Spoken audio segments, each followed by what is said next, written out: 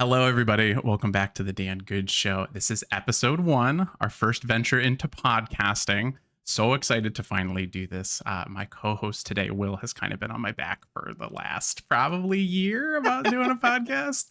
A little And bit, I've yeah. and I've always wanted to do it, but a little bit nervous about the time commitment to it. But I think I've found a slot where it can fit into my life very well, and I'm very excited to have you on.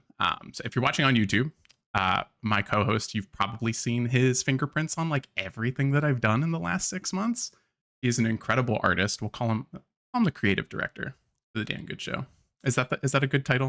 Is that an expensive title? That's a very expensive title, but Okay, I'll very take good. it. Very good. So the creative director for the Dan Good Show, he has upgraded our logo, our channel emotes in Twitch. If you've watched a review lately, if you've watched games to watch lately, all of that is his work. He does incredible work, and also this layout. If you're watching it on YouTube, this man is unbelievable. I do want to intro us a little bit, how the two of us met, why a podcast is happening with the two of us. When the podcast is happening is very obvious. There's really not a better time to start one than SGF. We've talked about SGF being our Super Bowl, Oh our yeah. replacement for E3. So what better time to start yapping about video games? But Will and I met through Threads like 2.5 years ago, something like Whenever that. it came out, man. I don't even remember when Threads came out, but Yeah, yeah. yeah. So Um, it's been a while. quite a knit Um, community over there, and yes, just connected. yes. Cool. Wonderful video game community on Threads. And so we've been connected that way for a while. Will was in streams for a while, and then he kind of took a break from the internet for a little while once you had your son, which was wise. Yes. I wish I had done that, but I did not do that. But then I was so glad when you kind of came back to everything and we started chatting more and more, and then eventually starting working on the channel, and kind of getting to know you, getting to know your wife, getting to know your son, and I kind of feel like a switch flipped when we realized both of our kids were named Rowan.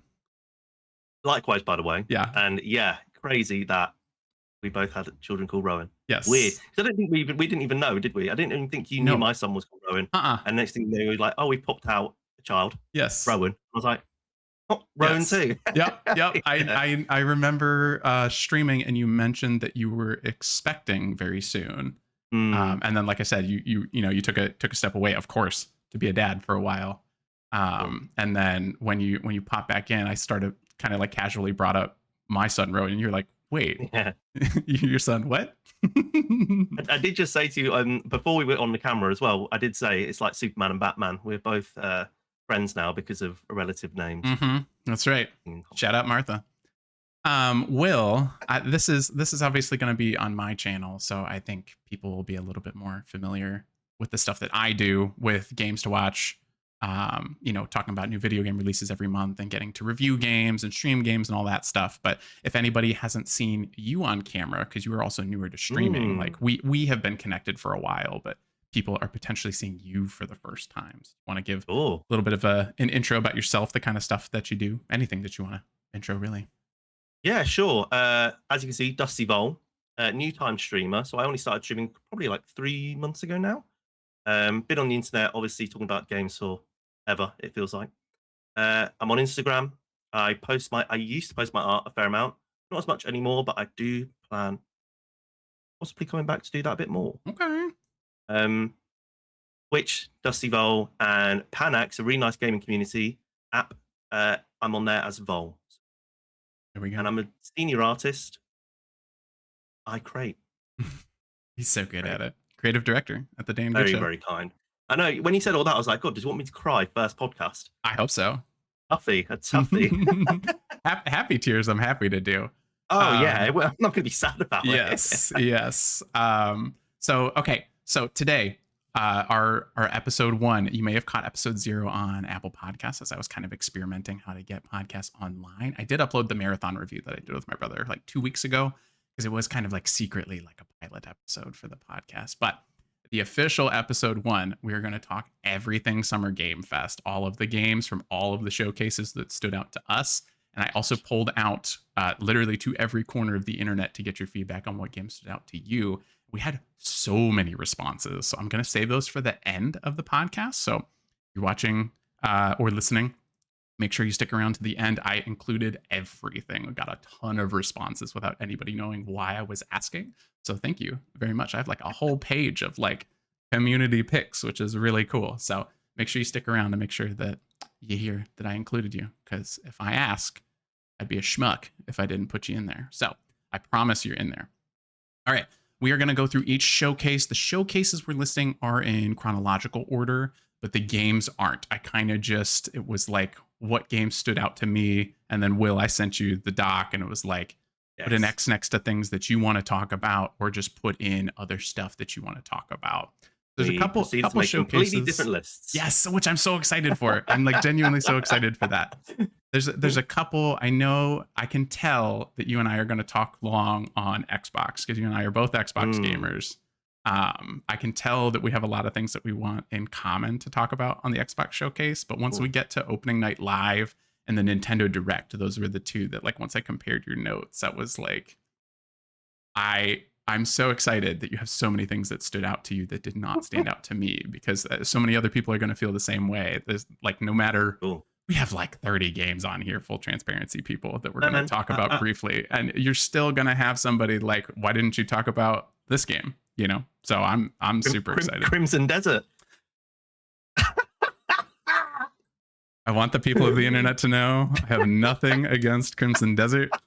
We have a running bit where people won't leave me the fuck alone about how Crimson Desert scored, even though I have nothing to do with it. I have nothing to do with it. Dan will post a review about an indie game saying what he gave it, and someone will comment saying, well, what did you give Crimson Desert? That's how I know what type of reviewer you are. Oh my God. Absolutely deranged. Mental illness as a comment right there. Absolutely deranged. Yes, mixtape. Wasn't it mixtape? Oh, yeah, well, mixtape was a mixed bag. Well, but all people. I loved it. Oh, yeah, no, it was more, I think that this where the comment came from. It was like, okay, but what did you give Crimson Desert? I'm like, what are you talking about? What are you saying? So anyways, that's the bit, everybody. If we talk about Crimson Desert, just want you to know, I don't have anything wrong. There's like, I have no problems with Crimson Desert, but the internet sure does. Okay, we are going to kick off PlayStation State of Play. We've got a whole list. What do you want to tackle first? I think we just go in the order you've done. Okay, we'll do it. So okay, you put down. So first game, obviously, that stood out to me is God of War Lafe. Pretty sure I nailed that pronunciation. Pretty sure I crushed it. It's a strange one because I saw IGN was saying it's not Leve. No, so Leve is an artist. Leve, the artist. Yes. Yeah. Yes. So, but yeah, the Norse pronunciation I think would be Lafe, which makes more sense because it's Fae, right? So hopefully that helps. Man, I will say though, speaking of Leve, that's my hipster artist one. That's the one that I knew before they were big. But I confidently told everyone about an artist named Laufey. That is not how you say her name. You know what's interesting about that as well, Dan? I also knew about her before she went big. What did you call her? I knew about her before she made Bewitched. Yeah, same. Yes. But when Bewitched happened and she kind of got big. How did you say her name though? I think I tried to avoid saying her name. I don't think I told anybody about it. I was just like, oh, this jazz artist is really nice. Okay. Yeah, I confidently, probably for like 6 months, was like trying to turn people on to this artist called Laufey. Not correct. So for God of War, a new character, Faye. Super excited. I feel like we're fine to talk about spoilers, right? God of War 2018. I've not played them.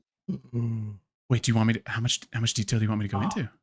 No, you can talk about it. Okay. I do, because I've never had a PlayStation 5. Yeah, so I do want to hear why the State of Play interests you, because you marked a lot of games on the State of Play, but you don't have a PlayStation. Are you planning on getting one? I think it's because I'm just so part of the gaming sphere, right? I constantly see everybody's opinions, and I still have things to talk about with them. I just haven't been in that PlayStation room, I guess, to play them and talk about the previous games. But it still interests me to see the showcases. Sure. And talk about the games. Like a movie trailer that you might not necessarily go see the movie for. Yeah, okay. Exactly. Like I referenced Superman and Batman. I've never seen it. Right. Yeah. I don't think I've seen the last I saw Suicide Squad. Wait, the which bad Suicide one, Squad? Okay, I was gonna say and I which Suicide don't, Squad. and I haven't seen the DC film since. So, um, I know stuff about them. Yeah. Well, I will say the new Superman's Um, very good now that James Gunn's I need to in see it. control. And I left that first, so I was still working at a movie theater when that first Suicide Squad came out, and I remember I saw that with Renee, my wife, and a good mm, friend of ours, and even seeing it for free. I think I've only seen two movies when I was managing a movie theater for free that I walked out and I was like, it was free and it literally wasn't worth my time. Like I wanted a refund on a free ticket. Suicide Squad was one of them. The first one. terrible. The first one. The James Gunn Yes, I Suicide don't blame Squad's you. very good movie. The other one I think was like a horror movie called You're Next. It was like a house horror movie. I don't think I've heard of that. And I enjoyed 90% of it. And the twist at the end was so outrageously bad. I almost walked out of a movie that I did not pay for. Those are the only two.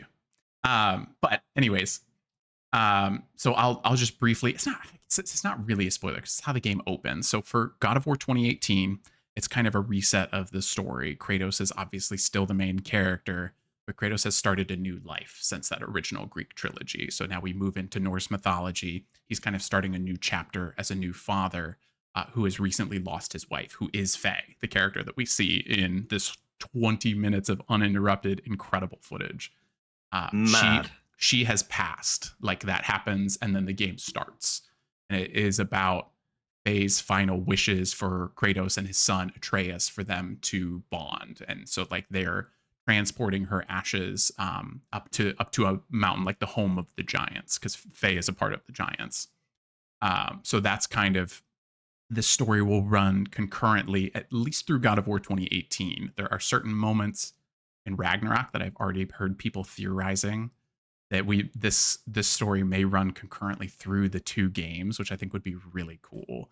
But essentially, when Faye passes, Kratos thinks that she's peace, and we know immediately Mm, that that's not the case, right? That she wakes up in a place called Everywen, which is kind of the limbo underworld for gods of all mythologies. And so it's her working through this potentially to make her way back to Kratos and Atreus. We'll see. But yeah, but Will, I definitely want to, like, with you not owning a PlayStation, I want to know like what resonated about this with you. What did you like about this? I thought it was ballsy, number one, that right at the end, 20 minutes of a game that's not even been announced. No one even knew this was coming. Well, obviously there'd been some people, a little but bit of rumor mills, but yeah, the game hadn't been 20 publicly minutes. announced. Yeah. Yeah. It was And all crazy. I And don't I know if thought you it looked noticed, Will, it was wicked. all one continuous cut. Did you catch Mm, that? I did indeed. And I just thought it looked great.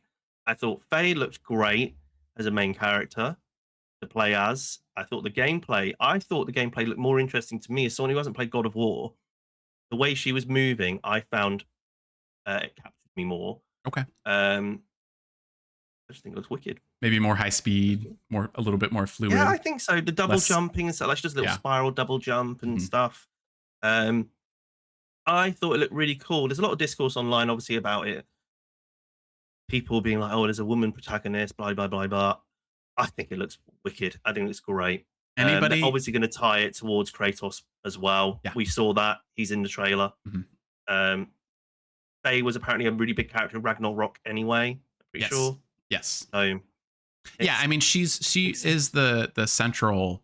Well, her presence is felt through those two games. So anybody that is upset to play Faye did not play those games. They just hate women, and that's not us, because the Dan Good Show. If you're finding this podcast or a YouTube video, wherever you find this around the world, we're not rage baiters over here. We like women. We're both happily married.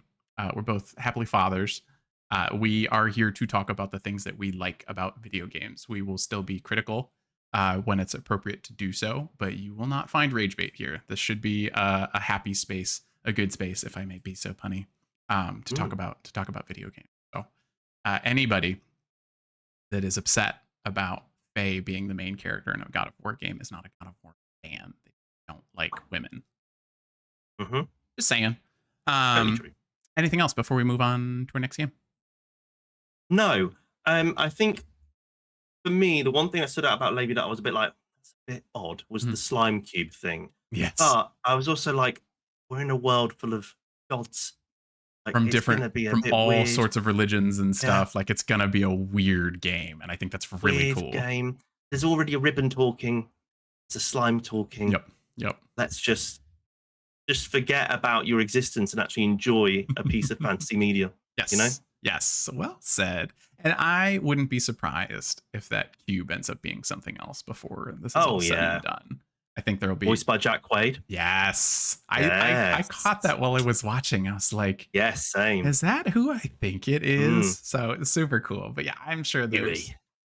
they're spending so much time on that cube in the 20 minutes that we get to see. I Hmm. think there's not a chance there's not some sort of transformation at some point in the story.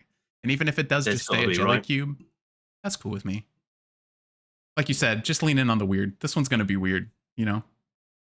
And I'm excited for it. Enjoy it. Okay, next game. I'm actually a little bit lower on this one. We didn't get a chance to talk about this, so I will be curious to hear your feedback. Next game I want to talk about is Wolverine. This is Insomniac's new Mm. title. This is coming out really soon. September 15th is the release date. There are a lot of things that we've seen just over Summer Game Fest in general that didn't really have release dates, didn't even really have release windows. So I Mm. definitely lit up anytime that we got like a concrete date for something, especially something coming so soon.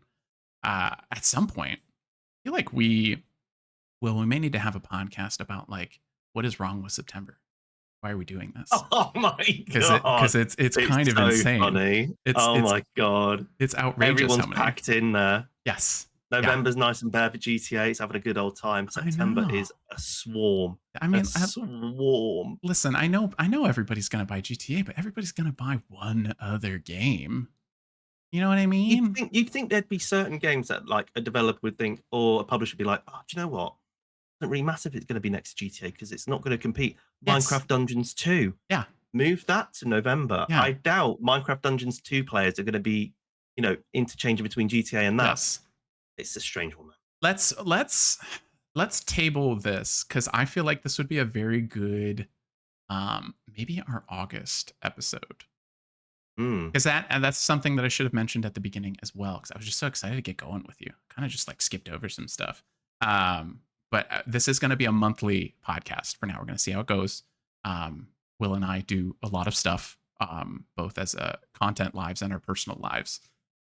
So it is kind of stretching things to incorporate a podcast as well. But it's the more opportunities I have to collaborate with people, the more I want to do it. And so like now I'm like feeling I'm very excited to do this with you. Because I'm just very excited to add a collaborative element to the Good Show. But it is quite the time stretch in my life. So for now, Both being once a dads month. too. Yeah. So we'll see how it goes. Both in new jobs. We both got promotions. Yes. So we got a lot of stuff going on. So for now, it's a monthly podcast. We'll see how it goes.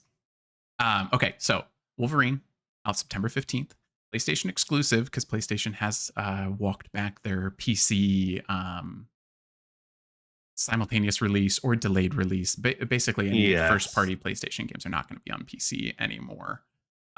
We got a little under 10 minutes of this to start the show, and then God of War ended the show, which from a showcase perspective, well, I thought was like really cool to have like these. Oh, it was strong. Yeah. Like, I think that even if you weren't keen on Wolverine or God of War, to show both first party games like that, I think. Yeah. I mean, you wind up with like 30 minutes of gameplay, and that's what everyone wants, right? It's like there's so many trailers. You're like, okay, but what does the game really look like? And PlayStation showed you two of probably their largest releases in the next 12 months. It's like, okay, here's 30 minutes of gameplay, which is pretty ballsy. I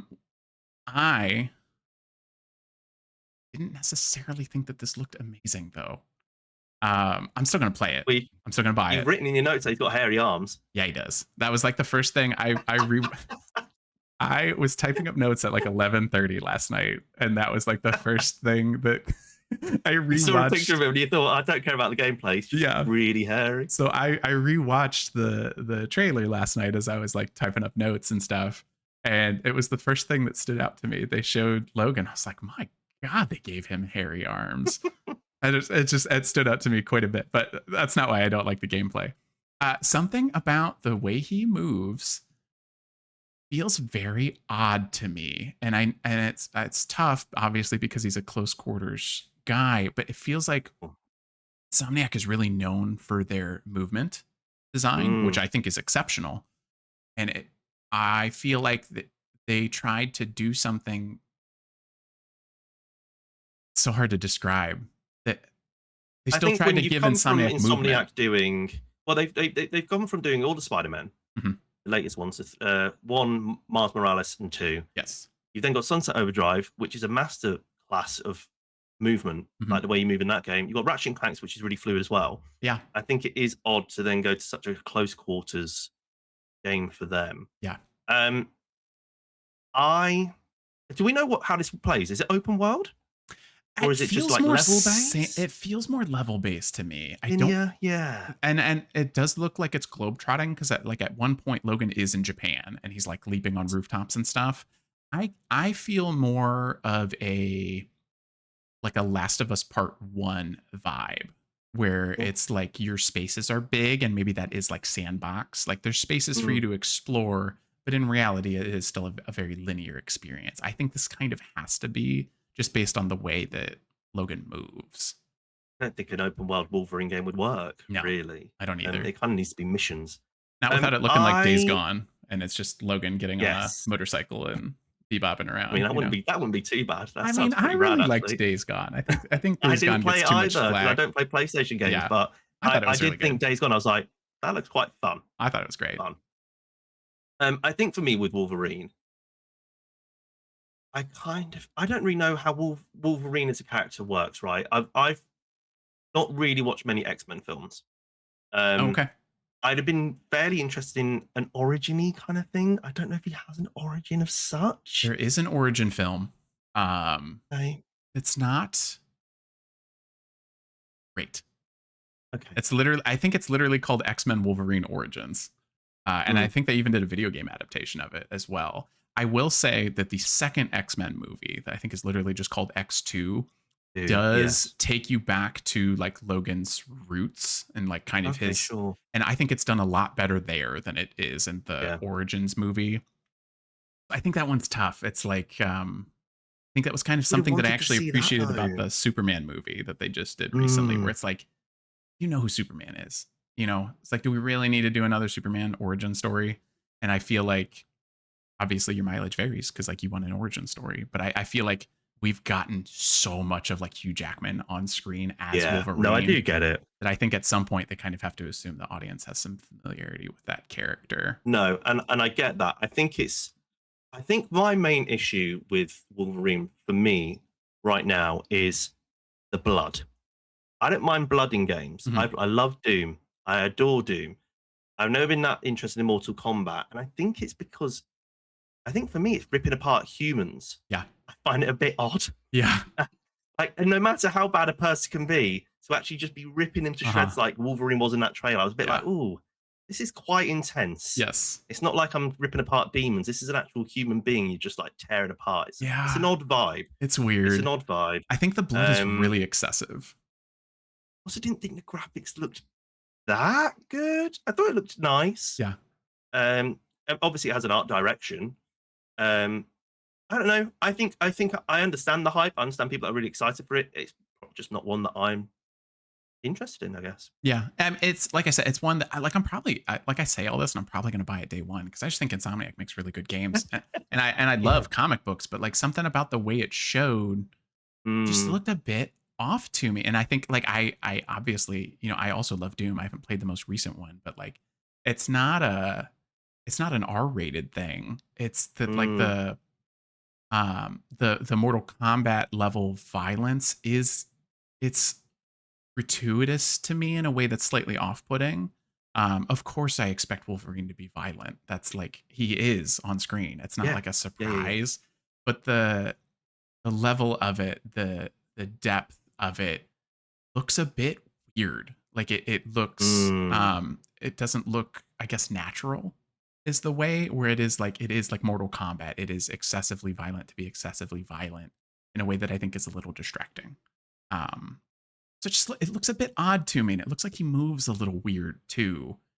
So yep. we'll see. I'll report back because like I said, I just love Insomniac. In any time that PlayStation's putting out a first party title, like I'm Mm. usually If I'm not day one, I'm pretty close behind. So Hey, I'm pretty sure before it releases anyway, they'll have to do some sort of showcase for it for to sure. dive a bit more deeper into it. Yeah, we'll have another state of play that like gives Wolverine some more time.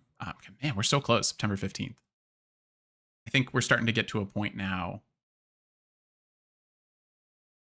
where we're getting a lot of those COVID delayed games. You know, Mm, I think we're finally getting to that point where we almost bottleneck a little bit now. It's like we bottlenecked at the start of COVID, and now that we're so far removed from it, I think we're bottlenecking again because like all these games are ready to come out.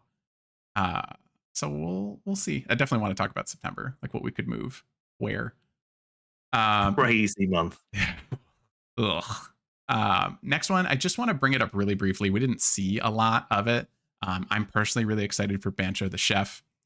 If you've never played Dave the Diver, it's both a deep sea fishing roguelike during the day, and then at night it is a sushi restaurant sim. Have you played this at Mm. all, Will? It's on my backlog. Okay. It's sitting there ready. It's really fun. It's really fun. It's really Hence why I weird. bought it. It looks great. Yeah, there's so much good stuff to talk about with Dave the Diver. The art style's awesome. The writing's very funny, and honestly, like both mechanics, like it's fishing during the day and the restaurant sim at night, and both of them are great. Like they're just great. I haven't played any of the DLC, but they have released a ton of DLC for that game. Loads. Like a Godzilla DLC, a I Jungle know, DLC. crossovers galore. Yeah, there's a Yakuza crossover. Yeah, I was going to well. mention that, but I wasn't entirely sure. Yeah, so like Dave the Diver rocks, and they've done such a great job supporting it. And so I think it's really cool that they're taking one of the characters and they're going to give them their own adventure. And they're changing art direction, aren't they? This is 3D, is it not? It was hard to tell in that trailer, but it's definitely not a pixel style for sure. No. But yeah, we didn't get to see any gameplay for it, nor did we get a release date of any kind. So unfortunately, not a ton to talk about for Bancho, but it was one that I saw that was like I was shocked that they were announcing that. I thought that was really cool. The next one, we'll go quickly through a couple of these. The next one I do want to call out briefly is No Rest for the Wicked. This is from the Ori team. Well, I feel like the Ori games, they've got to be on your played list, right? Like Metroidvania, Xbox titles. Okay, that just like screams Will to me. Yeah, love those games. They since have been working on a multi-platform game called No Rest for the Wicked. It's been in early access for about a year. Still using a really cool art style, but this is a radically different game. This is kind of like top-down Diablo style in terms of the camera angle, but an action RPG with like Souls-like elements to it. So I have not yet gotten to dive into this. I have been waiting for the 1.0 release, so I was really excited to see that and was confused why I saw it at PlayStation because it's a PC title. But that announcement came that it's going to be both a PC and PlayStation release for 1.0 that comes out in October. I do have a review code for this now, so I definitely want to shout out the devs for that. I saw the announcement and I was like, let me see if I can get a review code for this, and they responded pretty quickly with a review code. So I haven't had time to dive into it yet because we've been working on the podcast, but I'll either make a video review in this next month or so, or maybe in July I'll have a review for you for the podcast. So stay tuned for that. But yeah, 1.0 coming out in October for that one. Until Dawn, I think the supermassive games are multi-platform, but Until Dawn has been a PlayStation exclusive. Have you played any of these games, the Dark Picture anthologies or the Quarry? Do any of those speak to you? I've got the Quarry. Okay. Not played it yet. Okay. And I think I got halfway through Until Dawn. I don't know why I never finished it. But where did you play Until Dawn? Was it multi-platform? I've got PS4. Oh, I didn't know that. Okay. Yeah, PS4. Okay. Well, I've played Last of Us, haven't I? So I've played some. I guess so. Yeah, I just never, I try to repress the fact that you don't like Last of Us Part 2. So I kind of forget that at any point you owned a PlayStation. Okay. I want to say it is a miracle and a testament to our friendship that we can be so far apart on The Last of Us Part 2 and still have a conversation almost daily at this point. It's your favorite game of all time, is it not? I mean, it's really up there. I mean, I will say Expedition 33 really gives it a run for its money. I think about Expedition 33 all the time. Even its third act? Yeah. Because the story is still there regardless of I think there is a game design flaw in the third act, but I don't think there's a story design flaw in the third act.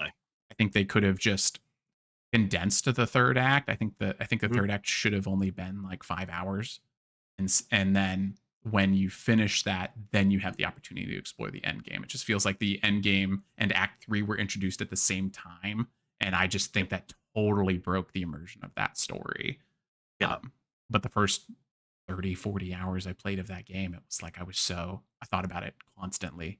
It was In my my top 5 now, I think. So yeah, yeah, it was my you get it. paternity leave game. So it was like Oh yeah. anytime I had Rowan sleeping in my lap, it was like Expedition 33 was on. Like it was just I was totally captivated by that game. Captivated is like how I would describe that game. So I it's up there, but yes, maybe someday we'll have a live debate, perhaps, why Last of Us Part 2 is good and why you're Ugh. wrong. Ugh. But anyways, okay, so you've played half of Until Dawn. You have the Cool. Quarry, but you haven't played it. Is that like kind of the width of your Supermassive experience? And they released one recently, did they not?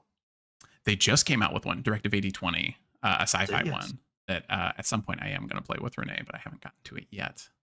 Again, a games that I'm really interested in. You know, Until Dawn, I found really interesting the fact that can't you end the game with everybody dead, or you can end it with everybody alive? You There's, can, like yeah. loads of scenarios, Yep. crazy, and they've got a few uh actual actors in it. You know, like what's the first one? Have like Remy Malik. Rami Malek, yep. And He's in it. also Hayden Panettiere is in that one. Um, and then oh my gosh, she's from Sweet Life. What? London. No, she's not in. No, not London. Um, Ashley Tisdale. no. Oh, Am it's I going gonna to make name? me Am I just going to nuts. name every Sweet Life Yeah, character? right. Yeah, Zach, Cody. I don't even think she's in that. Is Ashley Tisdale even in that? She might not be. Oh, I feel so bad that I'm gonna have to do this. I'm gonna have to look at Macaulay Culkin's wife, and I apologize for I doing that. don't think she's in that. Is she? Is that her? I think she's in the Quarry. Brenda Oh, Song. she's in the corner. Brenda Yeah, Song that's is it. in the In the song. Quarry. Yes. Yes, Oh, I'm okay, so sorry cool. that I had to do that, Brenda. I did not want to look at Macaulay Culkin's wife to identify who an actress was. Um, but she's in the Quarry, just kind of leaning into yes, they always try to I pull called her in. London, so I mean, that's that's my better than bad. what I did.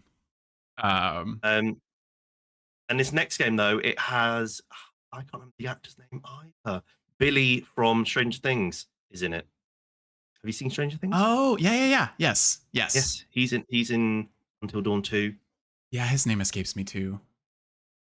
We're video game. Interested what We're you video have game you played guys. Until Dawn then? Yes, I beat Until Okay. Dawn. I have played almost every Supermassive game at this point. So I beat Until Dawn. My wife and I beat The Quarry. The Quarry is another one where 99% of that game is incredible.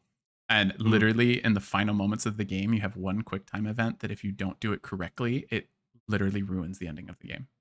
Oh, Like okay. irreversibly ruins the end of the game. And that's a recent enough game, so I won't talk about like what happens, but you Yeah. 'Cause literally I'm looking have forward to playing that. you can make several mistakes, and we did over the course of the game. What we would do is we would play a chapter of the game because obviously we knew, like you said, it's your story can end early because you make enough wrong decisions that like all of your characters die, and that's just the end of the game. Um, but we would play a chapter, and we would like then we'd go back, then we'd Google and see if we made the right decisions. It'd be like, okay, we kind of nailed it. Let's see what happens next. Mm. And we got literally, it is literally the last thing you do in the game is this quick time event, and if you mess it up, it irreversibly ruins the endings of like half a dozen characters, and also ruins kind of the plot of the game. And I know this from experience, and so it really hampered my experience of that game. But otherwise, it's awesome. I think Supermassive is great. My favorite of the Dark Pictures anthology, because that's the other like set. They're all similar games. They're like choose your own adventure horror They games. make them? Yeah. Oh, I'm completely out of the loop then. I didn't know that either. Have you played the I've Dark heard Picture of them. games? No, I've Okay. heard of them, but I've not Okay. played them. Until Dawn was a PlayStation exclusive, and then they switched over to the Dark Pictures anthology, which was like Cool. a separate multi-platform release. I think because Sony actually owns the Until Dawn IP, Mm. and so I we'll see if Until Dawn 2. I didn't catch if that was a multi-platform release. It might be a PlayStation exclusive again, and I think that's because Sony Please. owns Until Dawn, but they Yeah. don't own Supermassive Games. So I think Well, with as you the said, they've got a Quarry, new they developer partnered now, with haven't 2K. they? So, Yes, Sorry. this is a new developer. No, you're okay. So this one is being developed by Firesprite, who made the Horizon VR game. Is their most recent experience. Call of the Wild, Call of the Mountain, something like Yeah, that. I remember the I one. don't have PSVR, so I haven't played that one. But I think that's why we're seeing Until Dawn 2 from PlayStation and not Supermassive's next game. Because, like, to your point, well, they literally just released Directive 8020 like last month. Yeah, yeah. They are booked and busy. So see how this goes with a new team. But I love everything that Supermassive has done. We'll see if Firesprite can faithfully adapt Until Dawn 2. Thought the vibe was interesting. Yeah, You absolutely. know, going to an island, fake ghost hunters. Mm-hmm. Look Kind of cool. leaning in on like phony content creators that they Yeah. get a taste of reality. They basically It gave me Far Cry 3 vibes in a way. Yeah. yes, but Uh, getting to do like choose your own adventure horror instead of yeah, I man, think that sounds kind of Far Cry cool. 3 is so good, man. Oh my I god, know. so good. But that one's coming out in 2027. We don't have a release date beyond that. It's just the year 2027. Now, Will, I'm going to kick this fully over to you because you have a bunch of games in here from the state of play that were not on my radar. Yeah. So I had three that I just thought, you know what? I do want to at least mention these, right? Mhm. So we got another look at Ill, horror game. You did more research than me. I didn't look at the devs or anything. I just saw a game and thought that looked cool. Ill looks horrible. It looks disgusting, and I love it. It looks like it's going to menace me while I play it, and I'm totally down. It comes out in 2027. We've seen it before, but PlayStation just coming in and showing you another look. I think it looks great.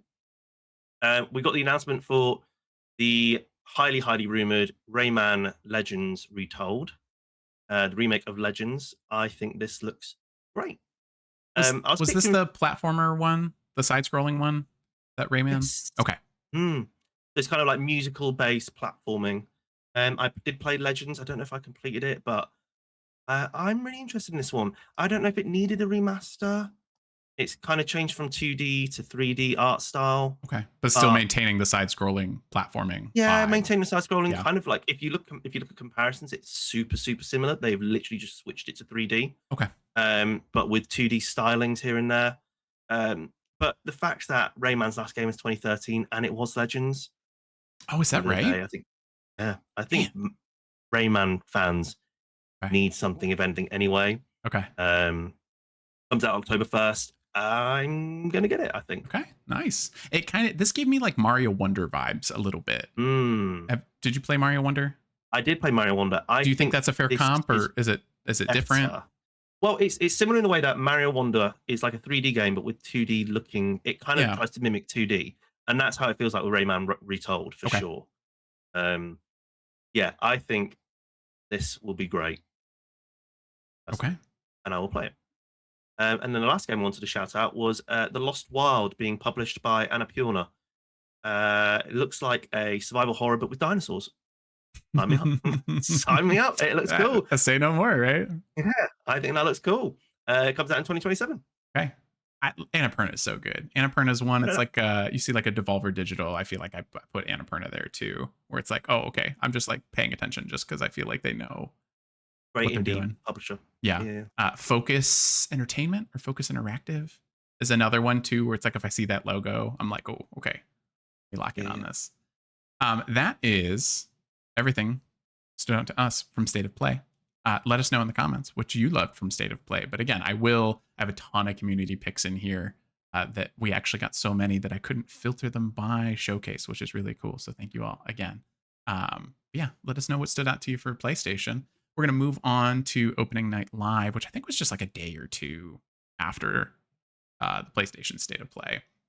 And the game that you and I will both want to talk about is Resident Evil Veronica. Will, you're kind of on like a Resident Evil journey right now. So what stood out to you? Actually, give me kind of like your history with Resident Evil too, because I know you're like lasered in on it right now. At the moment, I am, yeah. So I played Resident Evil. I bought Resident Evil 7 when it came out. I played probably about an hour, and I was like, no, never again. So I'm never stressful. playing this again. This so is stressful. It's disgusting. I then picked up again, probably about 7 years ago. Okay. I played with a friend. We played through the whole thing. Really liked it. And then since then, I've now gone on a rampage, as he said. Yeah. I've played two remake, three remake, the kind of remake, the GameCube remake of Resident Evil 1. I've Mm, played through 7 again recently on stream.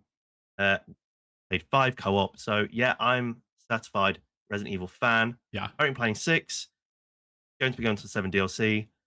I've actually got on the backlog Code Veronica. So the idea that's also getting a remake. Yeah. Now it doesn't have to be on your backlog. Now you can just play Um, Veronica. well, I would just play both though, because they're different Oh yeah. vibes, aren't they? You know, you do get different feelings from them. I'm So going into Veronica like totally in the dark. Like I really same. don't know anything about Code Veronica. The little bit of details I have is originally released in 2001 on the Sega Dreamcast, following Chris and Claire Redfield just a few months after like the original Resident Evil 2. So it's like Leon and Claire go through the police department in Raccoon City. You know, they each have their own battles, and it ultimately ends with like the US government trying to stop the outbreak in Raccoon City with a nuke. So I'm very curious to see what they do following that story just a few months later. But yeah, I'm Yeah, I'm kind of going into it blind. same. I just can't wait. I remember watching it and I was thinking, God, what could this possibly be? You were like, we're in France. What is this? What is this? Hmm. I saw it and I thought, this is kind of giving me Resident Evil, but we've just had Requiem. Right. They can't possibly Requiem in be February. announcing another one. Yeah. And then here we are. Yeah. We've got another one, and it looks wicked. It looks great. Yeah. Capcom, I think they've had several years, I think, of excellence since they've started this pipeline of Resident Evil, like kind of alternating us between these remakes and then these original Mm. titles, and I think they're tying them all together really nicely. I genuinely just blown away by 2 and 4 remakes, and 3 remake is fun too. But it's such a short game that I often forget about it. I know a lot of people are like lower on 3 remake. Remake's just fun. I think if you Yeah. just look at it and you just have a fun time, it's fun. Yes, I But think like that. 2 has the puzzles and stuff that Mhm. makes it amazing. 4 has the action. Yeah. Whereas 3 is kind of like sitting there as like kind of doing its own little fun You're kind thing. of just on It's the run for like 5 hours and then yeah, credits roll. And I yeah. think it should have been probably priced different. I think that's probably where a little bit of the animosity comes in. That being like a full priced game for such a I think smaller experience people is tough. people say it's missing content as well. I've not played Okay. the original Nemesis, um, but people say it's missing a bit of content, and it could Okay. have done with that too. Yeah, I started with the Resident Evil franchise. I actually started with 5 on the 360. I didn't know anything about Resident Evil prior to that, and I played it with my brother in co-op and had so much fun with it. And then moved on to 6, expecting something kind of similar. And I need Will, a you're remake playing of 5. you're playing I need a 6 right remake of now. 5. I don't think they're going I'm to playing remake 5. 6 right now. How do you I like it? wish I wasn't. I wish I Yes, was. I think it sucks. Oh, yeah, we I'm playing it with a buddy of mine, and Okay. we just did Leon's campaign. Okay. We got to the end of it, and we were like, well, that was shocking. Yes. And we've just started Jake's campaign, and it's already started better. So we'll Yeah. see how that one goes. Okay. But Tough 5 was game. definitely the better co-op game. Tough game. Five's fun. Five's fun. I Punching don't. I boulders, don't. it's fun time. Yes, I think because of 5's setting and how the zombies are portrayed, I think it's very unlikely we get 5. I think it's just kind of like insensitive. Gameplay wise, But they could it's very change fun. it. That's They true. could change it They could definitely more. do that. They could change. We'll see. Have to see. Yeah. But yeah, Yeah. Veronica looks wicked. Great. Yes. What a reveal. What a way to Yes. start the show. Yeah.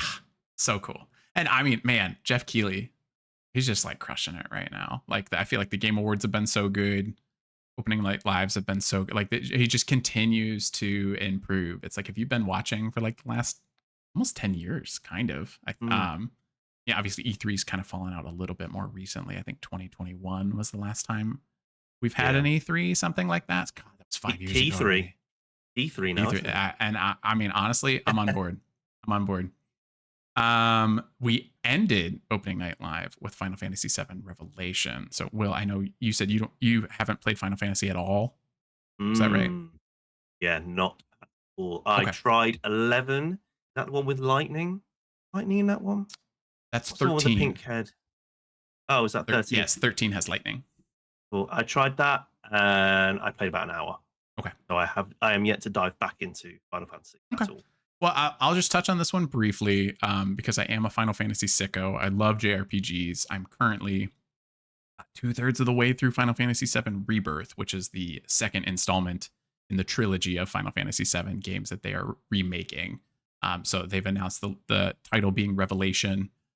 It looks bigger than Rebirth, which does scare me. It's crazy. I've heard Rebirth's long. I am starting to feel some Rebirth fatigue where I love the game, I love the world, I love the characters, but I feel like Rebirth is too big. And so I saw some of the stuff where they're like, you're dropping out of a plane and like parachuting into the world, like you're leaping from something in Tears of the Kingdom, like landing down in Hyrule. And I'm like, I don't know if I have time to do that. Like, I mean, I'm going to play it obviously, but like, that's the part for you. You're like, you saw the parachute and you're like, I can't do that. I got nervous. I got nervous. It was like, it looks cool. But I was like, man, I'm like 50 hours into Rebirth and I'm tired. I was like, that looks like 100-some-hour game. And I just don't have the time anymore. It used to be. As a non-Final Fantasy player, yeah, have you played the original 7? No, I've played some of the original. I think I've played the first 3 or 4 Final Fantasies before they did the Pixel remaster.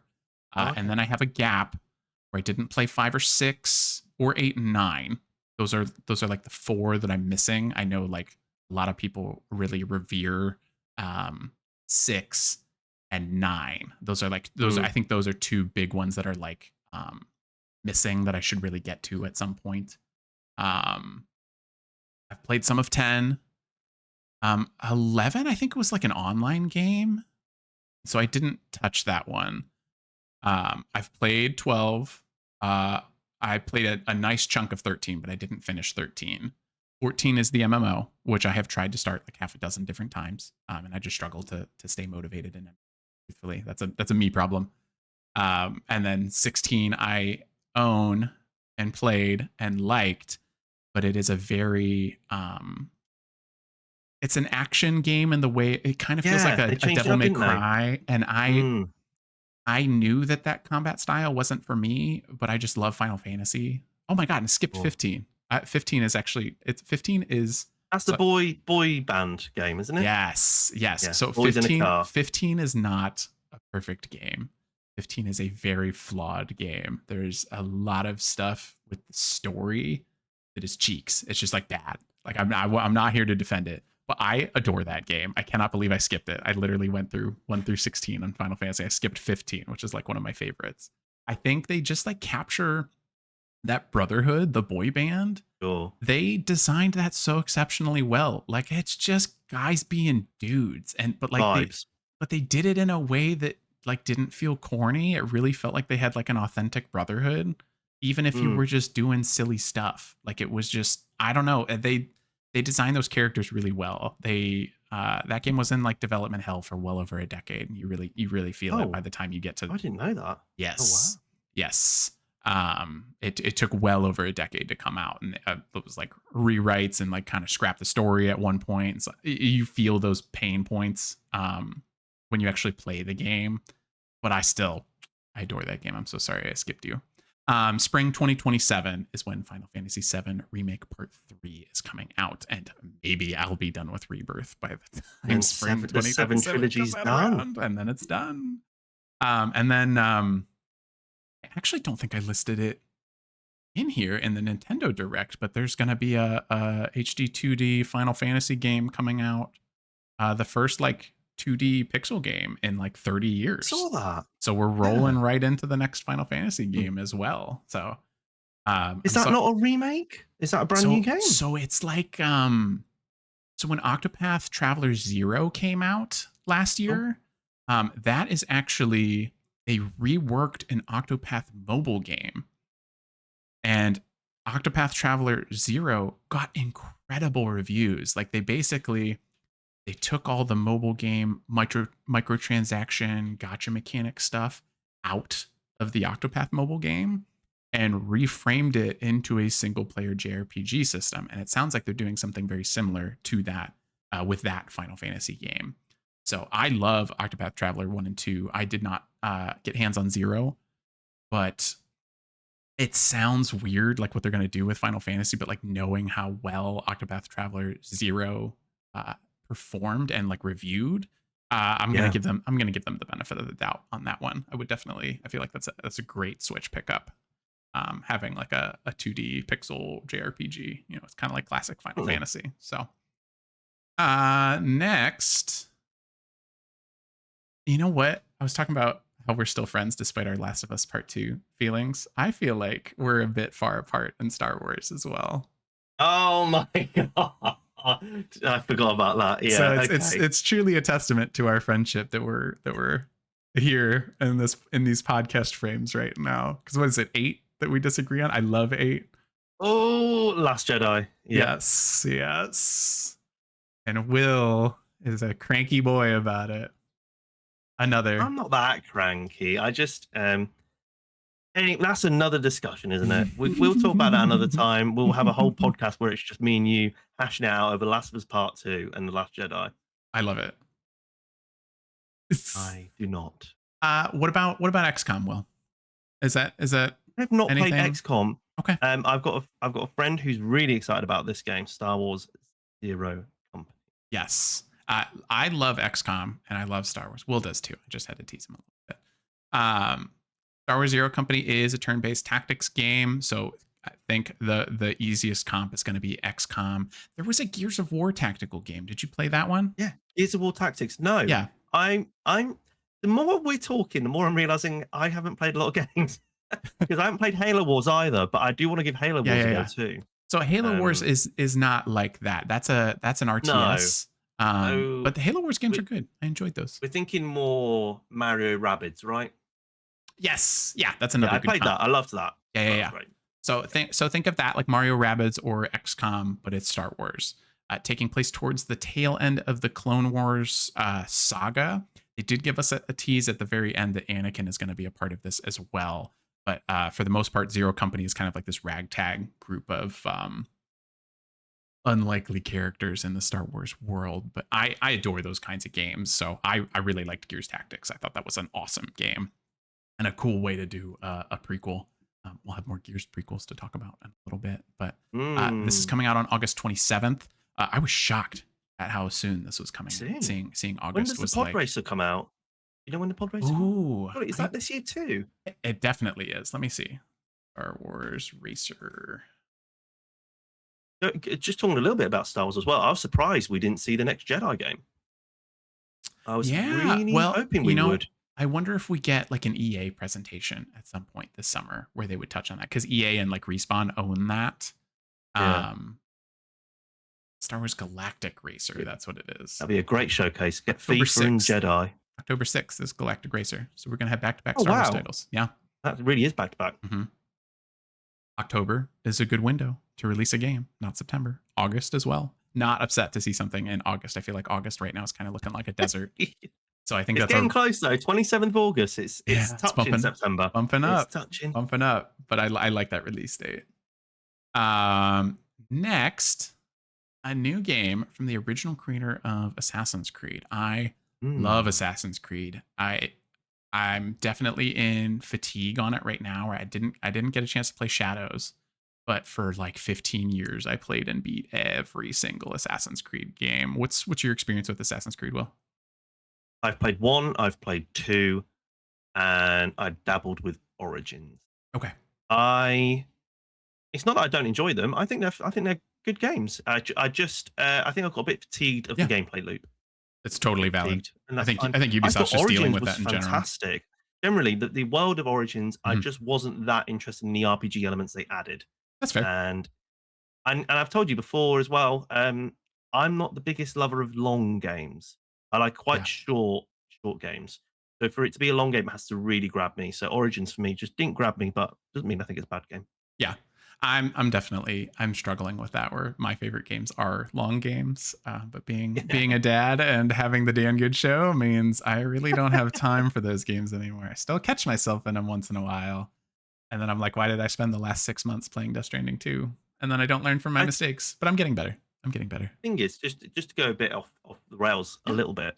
I think with long games, I said this online recently, that if if a game is a 7 out of 10, but it's taking you, 60 hours, and you Mhm. come out of it saying, "Oh, it's a 7 out of 10," 60 hours of your time. If you come out of a game and you've Mhm. spent 10 hours and you're like, "That's 7 out of 10," it doesn't feel as bad. Yep.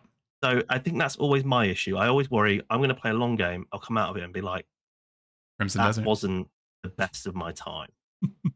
What's that, sorry? I said Crimson Desert. Oh, well, Mm. you've not played it and I've not played it, so Nope. maybe we'll have to play it and review it together. Ooh, I like that. I like that. I want to wait for it. I'm telling, like I've said it jokingly before, but they're absolutely at some point next year going to release a Game of the Year edition version of the game because they are patching the hell out of that game. Like Are they, the updates that they're making are like we're redoing. It's not like bug fixes. It's like we're redoing the combat. We're redoing the progression. We're redoing because there's actually multiple characters in that game. They only show off the one guy, but like you play as three different mm, characters in that game. It's like we're making parity between those characters, like so it feels like you are playing. Because I think that was some feedback that I saw where it's like only the main character is like a fully fleshed out gameplay wise. You sure. have three characters to play over the course of that game. So I like that. I like that we already have ideas for more. Two haters play Crimson Desert. The Dan Good Show, episode 7. Awesome podcast. Lock it in. But um, I thought, going back to it, I thought yeah. 1666 looked cool. It's Yes. probably not one I'm gonna play, but I thought, the vibes look pretty cool. I'll see more. Maybe I will wanna jump in, but There I is thought a it was a good demo. show. Yeah, there is a demo out now, so I'm definitely hoping to play that prologue. The only thing I could see for a release date on this, I don't even remember seeing it in the showcase, but when I looked it up later, I saw early access in 2026. That kind of gives me pause. I'm not huge on early access titles. It has to really No, be neither am I. something that like I mentioned, getting a review code for No Rest for the Wicked, which I am looking forward to checking out. But I have been like with my wallet, I've been waiting for 1.0. I did the same thing for Hades 2. It's kind of a different scenario. If I have the opportunity to review something, I'll definitely dive into it. But at least in terms of like spending my own money, I usually like to wait for 1.0. But I definitely look forward to checking out this demo. Lifelong Assassin's Creed fan, and my favorite ones were the earlier ones. So knowing that this is from the somebody that set up that early foundation that really resonated with me, I definitely want to give this a shot. It leaning on Witchcraft 2 is cool. The tagline Mm. was kind of like investigating demonic entities during the day before facing them at night, and so I like that the Would it duality. be interesting how that competes with the next Assassin's Creed title, Hex, Yeah. after remake? Hmm. That's meant to be witchcrafty, isn't it? Yes, I feel like those will be very similar time periods, which is tough Hmm. because Assassin's Creed definitely has the name alone still holds so much weight. Even if people are fatigued, like the reality is people are still playing those games. Like people are Yeah. psyched for the Black Flag remake. So it's like what people say and what they do, especially in online gaming discussions, are oftentimes very different. Is what I will say kindly there, but very very much looking forward to it.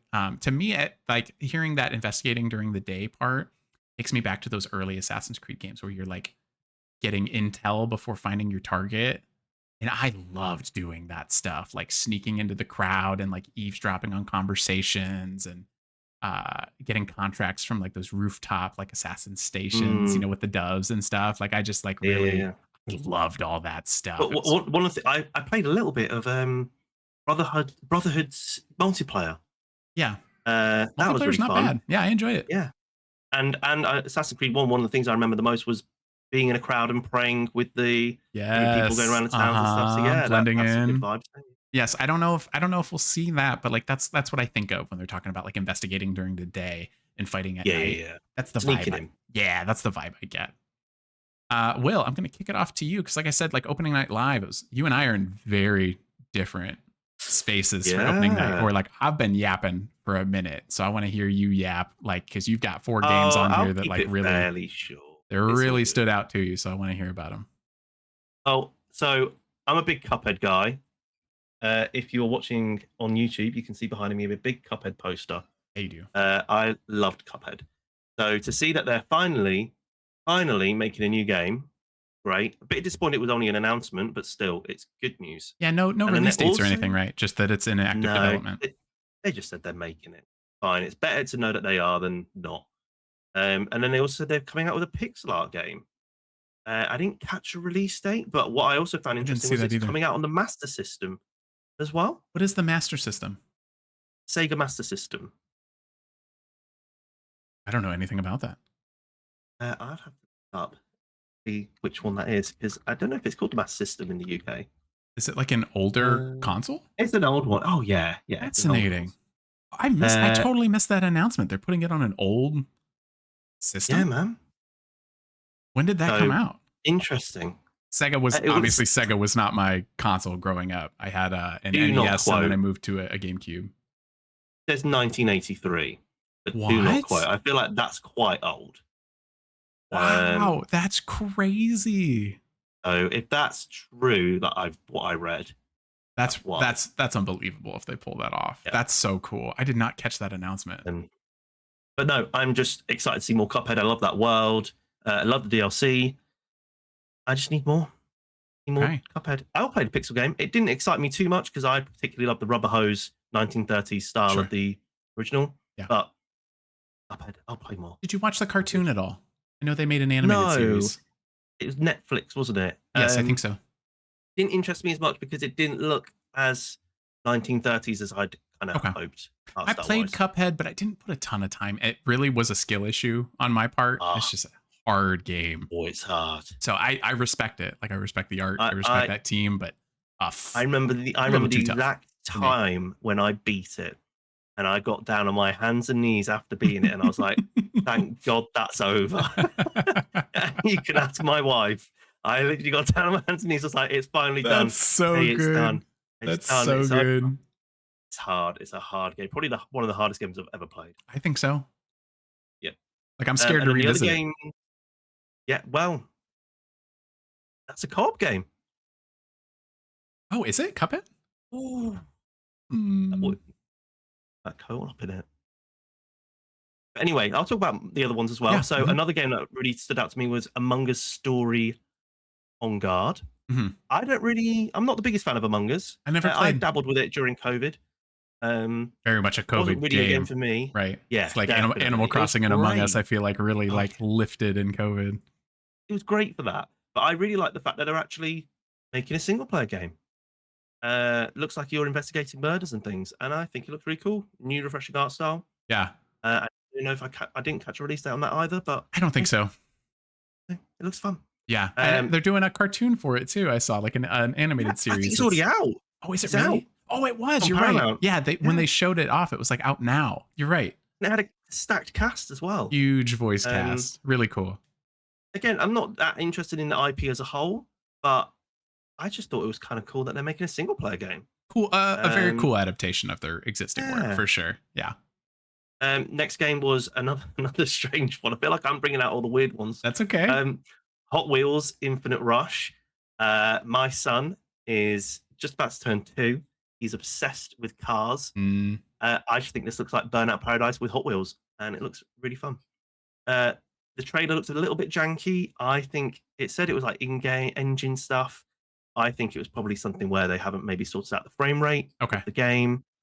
Didn't want to record a trailer for that, so they've just kind of pieced it together. But that comes out September 24th, our favorite month. Again, it's not going to. It's a different type of game. Yeah, for sure. Yeah, it's definitely appealing more to the family audience for sure. But also, there's so many games in September. Yeah. That'll be one I'll pick up when my son's a bit older, and I think he'll really enjoy that. He loves watching me play Forza, so just having to play with some of the cars he has in his hand. Did you get Forza 6? I feel like we haven't talked about that. We're playing it on Game Pass. Yeah, are you enjoying it?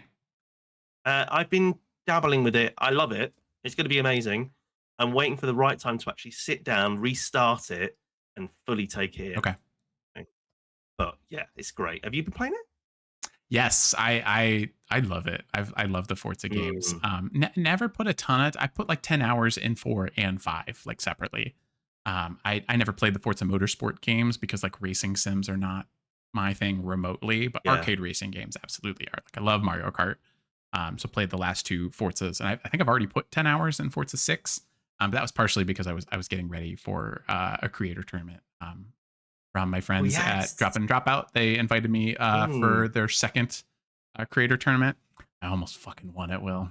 I choked at the Oh, very did end. you? I I didn't get choked to at catch the the VOD. Sorry. I choked at the very end. They literally, Oh. Ayla, one of the members of Dido, like we were getting towards the end, and they were like, and just so you guys know, like we have a prize that we've been working on for whoever wins, and like I was handily winning at that point. Like I was smacking people around. People were asking like how much time I really had in this game, and I was like, I really only have a couple hours in this game. Immediately after that, the next two races fumbled horribly. I think the first one we did, I got a did not finish because I did that bad. And then the next one, I got spun out at like the beginning of the race and never recovered. And it was and Mm. those two were enough to drop me. I was like, I choked the Uh, second she said there was a prize. I was just in it for the love of the game. And as soon as there was stakes, messed it up. That's a I great game. put a lot of Great game. time into Forza Horizon 4. That's in 4, Scotland, I probably have, right? yeah, England/Scotland, yeah. Oh, excuse me. I'm so And sorry. it's probably why, yeah, get it right. It's probably why I love it so much because it reminds me of Yeah, the yeah, for countryside and sure. stuff. But I put like over 100 hours into that. I Wow. love that game. Okay. 5 was great as well, but I think 4 for me, it was like the British vibe. I kind of loved the countryside, the old ruins and stuff Mhm. like that, and Edinburgh Castle and stuff. I just thought, Yeah, yeah. I've, um, I've been at I've been to Edinburgh Castle, so that was like kind of really, you've done better than yes, me. yeah. I was there, so I didn't actually get to see the crown jewels at Edinburgh Castle, but it's for a really good Mm, reason. It's because they were moving them, so like our tour had to stop because like the Royal Motorcade was transporting the crown jewels into Parliament. I guess it was like the first time they had done that in a couple years. So it was like, as a visitor, yeah, was like, I think that's cooler to get to see the yeah. the motorcade as opposed to the crown jewels. So, but yeah, Castle's really cool. So that was kind of like what got Nice. me into four finally because I hadn't played the other Forza games. And then Mexico rocked. I just thought five was such a strong game. You just got to do Oh so yeah, much cool stuff in it. So, but with the weathers and stuff, the weather and stuff was wicked in that. mhm. Yeah, both awesome. Yes. And the last game, going back to talking about opening night live, Mhm. Monster Hunter Wilds DLC. I can't remember the exact name for it, but I just thought more big boy monsters to fight. Me and my friends, we recently finished up our playthrough of Monster Hunter Wilds, So you're ready for and DLC. I'm ready for more, man. Yeah. I've never played Monster Hunter Wilds at Monster Hunter before until then. That I was your now first own Monster Hunter. Rise. Yep, I Oh, now okay. own Rise and Wild, ready to play again with them as well. Nice. So we're ready for DLC too. So that'd be cool. Something about the Monster Hunter games at the systems are just they're too much for me. I really They are a lot. struggle. I They really are a lot. struggle to find joy in them. But they always look cool. Like I played the demo or the beta or whatever they did for Monster Hunter. And I always leave it feeling the same way. It's like I respect it, but it's too much for me. It's another one where it's like it's a skill issue on my part, like 100%. But I've always We loved we it's like when we I'm we streaming on gave up on the Sundays, you're like, final fight. okay, I got my groups getting in. I'm like, oh, that's so cool. It's not for We me, we but fought it's the so cool. final fight. They added like a Final Fantasy crossover for the final fight, Oh, cool. Okay. and it was so hard we gave up, and that's Oh when we gave up with Monster no. Hunter Okay. Wilds. But So now you're we'll moving on play to the next DLC. Monster Hunter. Okay. Nice. Very cool. Well, that's what we loved about opening night live. I just love the only thing that you and I agreed on about not disagreed on, but like the only thing that you and I were like, I like that game was Resident Evil. I like love like everything else Mm. in there. It's like you and I have radically different interests in what we saw at opening night live. So because I'm I thought it was sure a strong showcase. I thought it super was good, strong. super good. Um, Normally I find a bit the Keeley stuff a bit ad centric, but it was better. I mean, there was some issues with the streaming on The YouTube. It was a bit delay was choppy. so bad. Yeah, Yes, but the it presentation was ironed out at great. the end. It Mhm. did iron out at the end, but I thought the flow was good. So I felt like there was like 30 yes, minutes where the audio and video were out of sync for a it was while. bad. Yeah. It's bad. I think Yep. honestly, I think because of that, I never noticed an ad because I was so distracted by nothing I lining think up. the I ads were honestly didn't actually remember on ads. YouTube. It was YouTube linked ads rather than him actually having ads in there. Oh, okay. I was gonna say because Yeah. yeah, you're totally right. That's But it was feedback that better they get a because of that. ton. It was better because of I that. I definitely prefer Maybe that. actually it might just be he does ads at the Game Awards. But anyway, I thought it was No, good. I think it's Summer Game Good Fest showcase. gets them pretty bad too. Because I think What is honestly, it? Yeah. this is probably one of my more favorite opening night lives. They've Mm. slowly been getting better, but I thought this was exceptional. Moving on quickly to Wholesome Direct, because I know we're going to spend a lot of time on Xbox and we are already cooking Ooh. on Yap time. And I don't want to make Kay mad. So Kay, if you're ever watching or listening, I appreciate you so much for letting me steal your husband. My wife is quite used to me doing nerd crap all the time, but I know this is an adjustment for Will. So Kay, if you've made it an hour into this, or 10. So sorry, Kay. Thank you. Appreciate you. Okay. Wholesome Direct. 2 games I want to talk about. One of them I know is also on your radar. The first one is called In the Drift. This is one that as soon as the Wholesome Direct was over, I saw an email that the team was taking key requests. I immediately put a key request in for this. So this doesn't have a release date, so we'll see if something happens. But I really liked how this one looked. Is that kind of platformy? Is the platformy it looking is, one? but not in like a Mario or a Rayman way. This is from one of the creators of Sable, another game with an incredible art style, very different art Gorgeous. styles with these 2 games, but beautiful games. I just really, something about it was like it's a vibe. It's a narrative platformer. I think the platforming elements are pretty light, at least from what we saw in the trailers. Oh, that looks so good. Is that the vinyl? Gifted by my friend. Yes. Oh, an art it's the art book. book. Oh, Yes. cool. I have the Sable art book. Very Very much cool. love Sable. So I didn't know it was co-created. So that's pretty exciting. Yes. So it is a narrative platformer. The simple goal is you are fixing internet connections in space. So you actually like live on an asteroid belt with a bunch of other people that live in this belt, and you are traveling across these asteroids, maintaining this internet connection for everybody. Kind of gave me a similar vibe to like story elements that really resonate with me in Death Stranding, like the focus on making and maintaining connections is what, even though I ended up falling out of love with Death Stranding 2 by the end of it, mostly just because it's like gratuitously silly. And it's just like, if you're a Kojima fan, you think that's great. I am a Kojima fan, and I find it bothersome. I kind of wish he didn't do it. I wish he just kind of stuck to. I think that connection piece is so powerful and it's done so well. And then you throw in some silly stuff and it's really immersion breaking to me specifically. I think I'm kind of alone in that, but I stand by it. But so I kind of got that similar vibe when I saw this. Is like that narrative focus on making and maintaining connections really resonates with me. I thought this one looked really cool. No release date yet, but if I get a review key, you'll see a review from us. The next one, Milky Delivery. I have actually seen this developer promoting the heck out of this game on Threads for the last probably like 6 months. I think I've actually seen it because you maybe have interacted with them. I think that was the first time I saw it on Threads. Was actually you highlighting the game or like responding to the devs in some way. So the devs on this, they made Kabuto Park. I don't know that Came one. out a year ago on Steam. Okay. Came out recently on Game Pass. Okay. I actually named 2 of the NPCs in it. 2 of the Wait, little what? children. I didn't know that. How did you do that? So on Threads, they put out like a picture of all different children. We're like, hey, we're trying to name the children. Can you let us know? I put all nature themed names. Now, Dan, can you imagine if one of them got to be called Rowan? It didn't, but it was there. Did you? Oh, you put Rowan in? I did. Yeah. It didn't end up happening, but 2 kids called Poppy and Ash was my suggestions. Oh, that's so cool, Will. Yeah, I did not know really that. Cool. Oh, that's awesome. So this game looks great because Kabuto Park was great. I've never heard of it. I'll have to look it up. Kabuto Park's nice little short game. You can finish it in an evening. Lovely. Milky Delivery, similar kind of vibe. It looks like quite a short game, delivering milk to different neighbors and stuff. Yeah, I think even on like the Steam page, it says like an estimated like 3 hours of gameplay. I think kind of like that they're just up front with that. Isn't there? There is a demo. Yes. Yeah. I kind of like that they're up front with that. It's like, yeah, it's a small, cute adventure. It is what it is. If it resonates with you, like the demo, wishlist it, you know, I respect it. Awesome. Yeah, that's great. Yes, I'm very much looking forward to that. Yeah.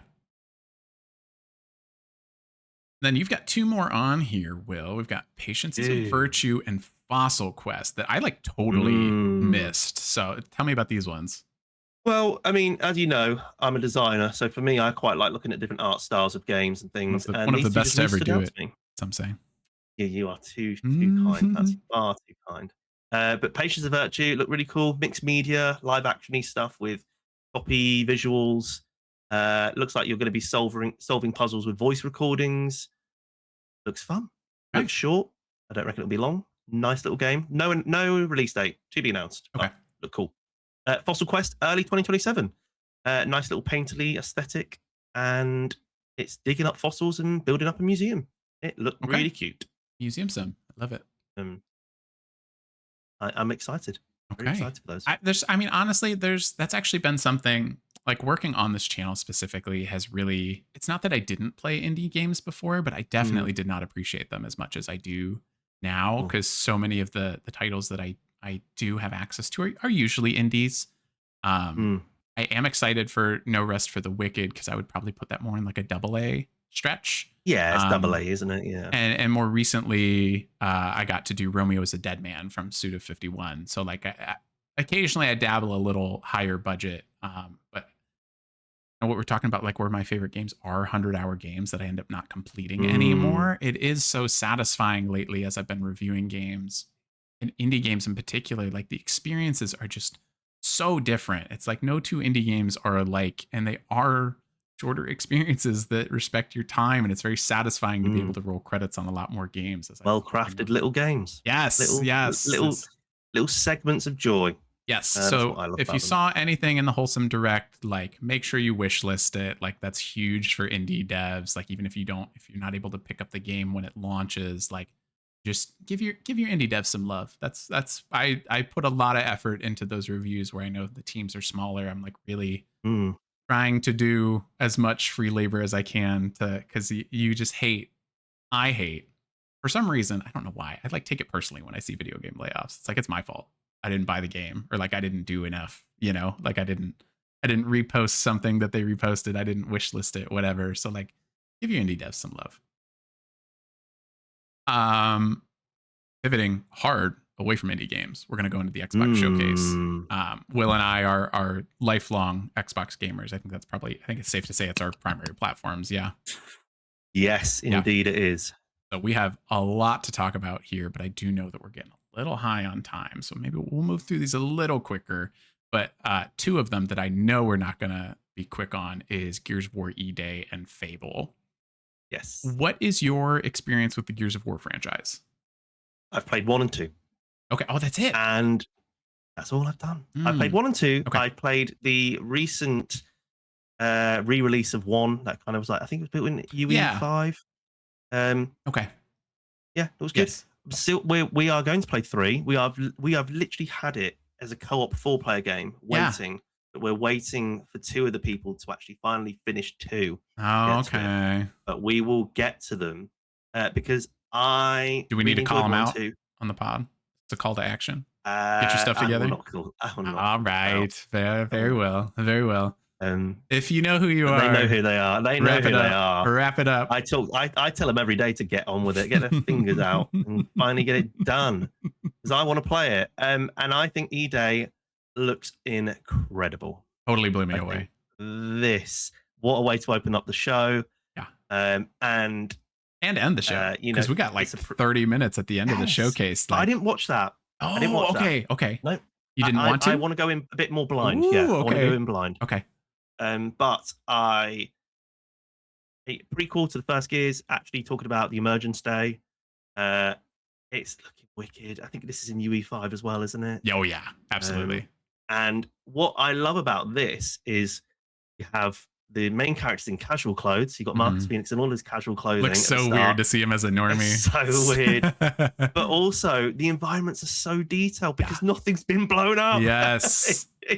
They've actually been given a chance to make like really, really intricately designed environments, and it looks amazing. They looks really great. did focus a lot on that in the showcase. It's like Mm.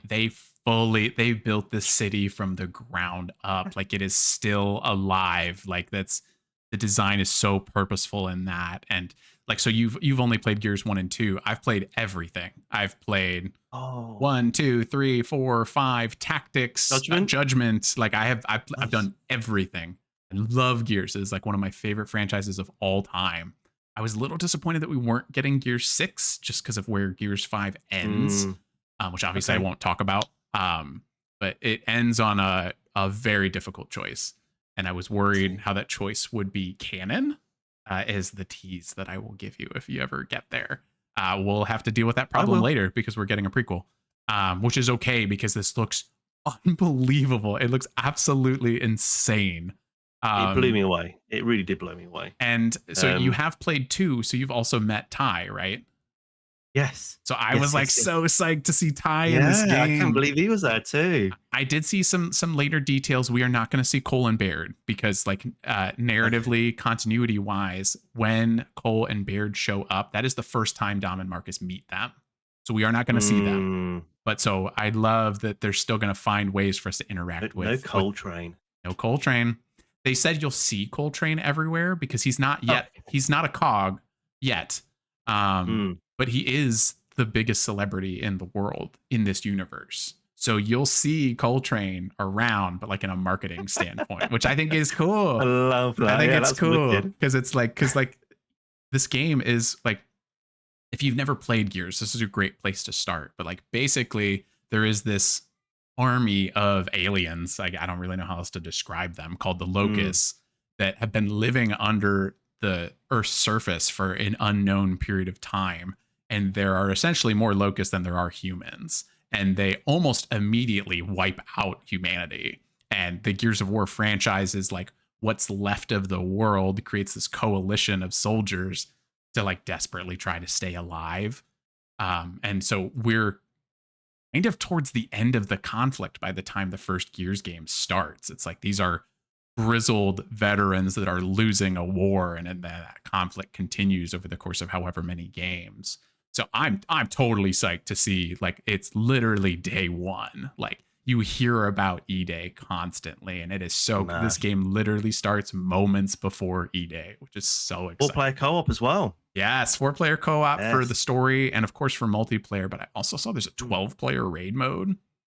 Did you, Hmm. I don't think a raid is in, or horde mode, excuse me, not raid.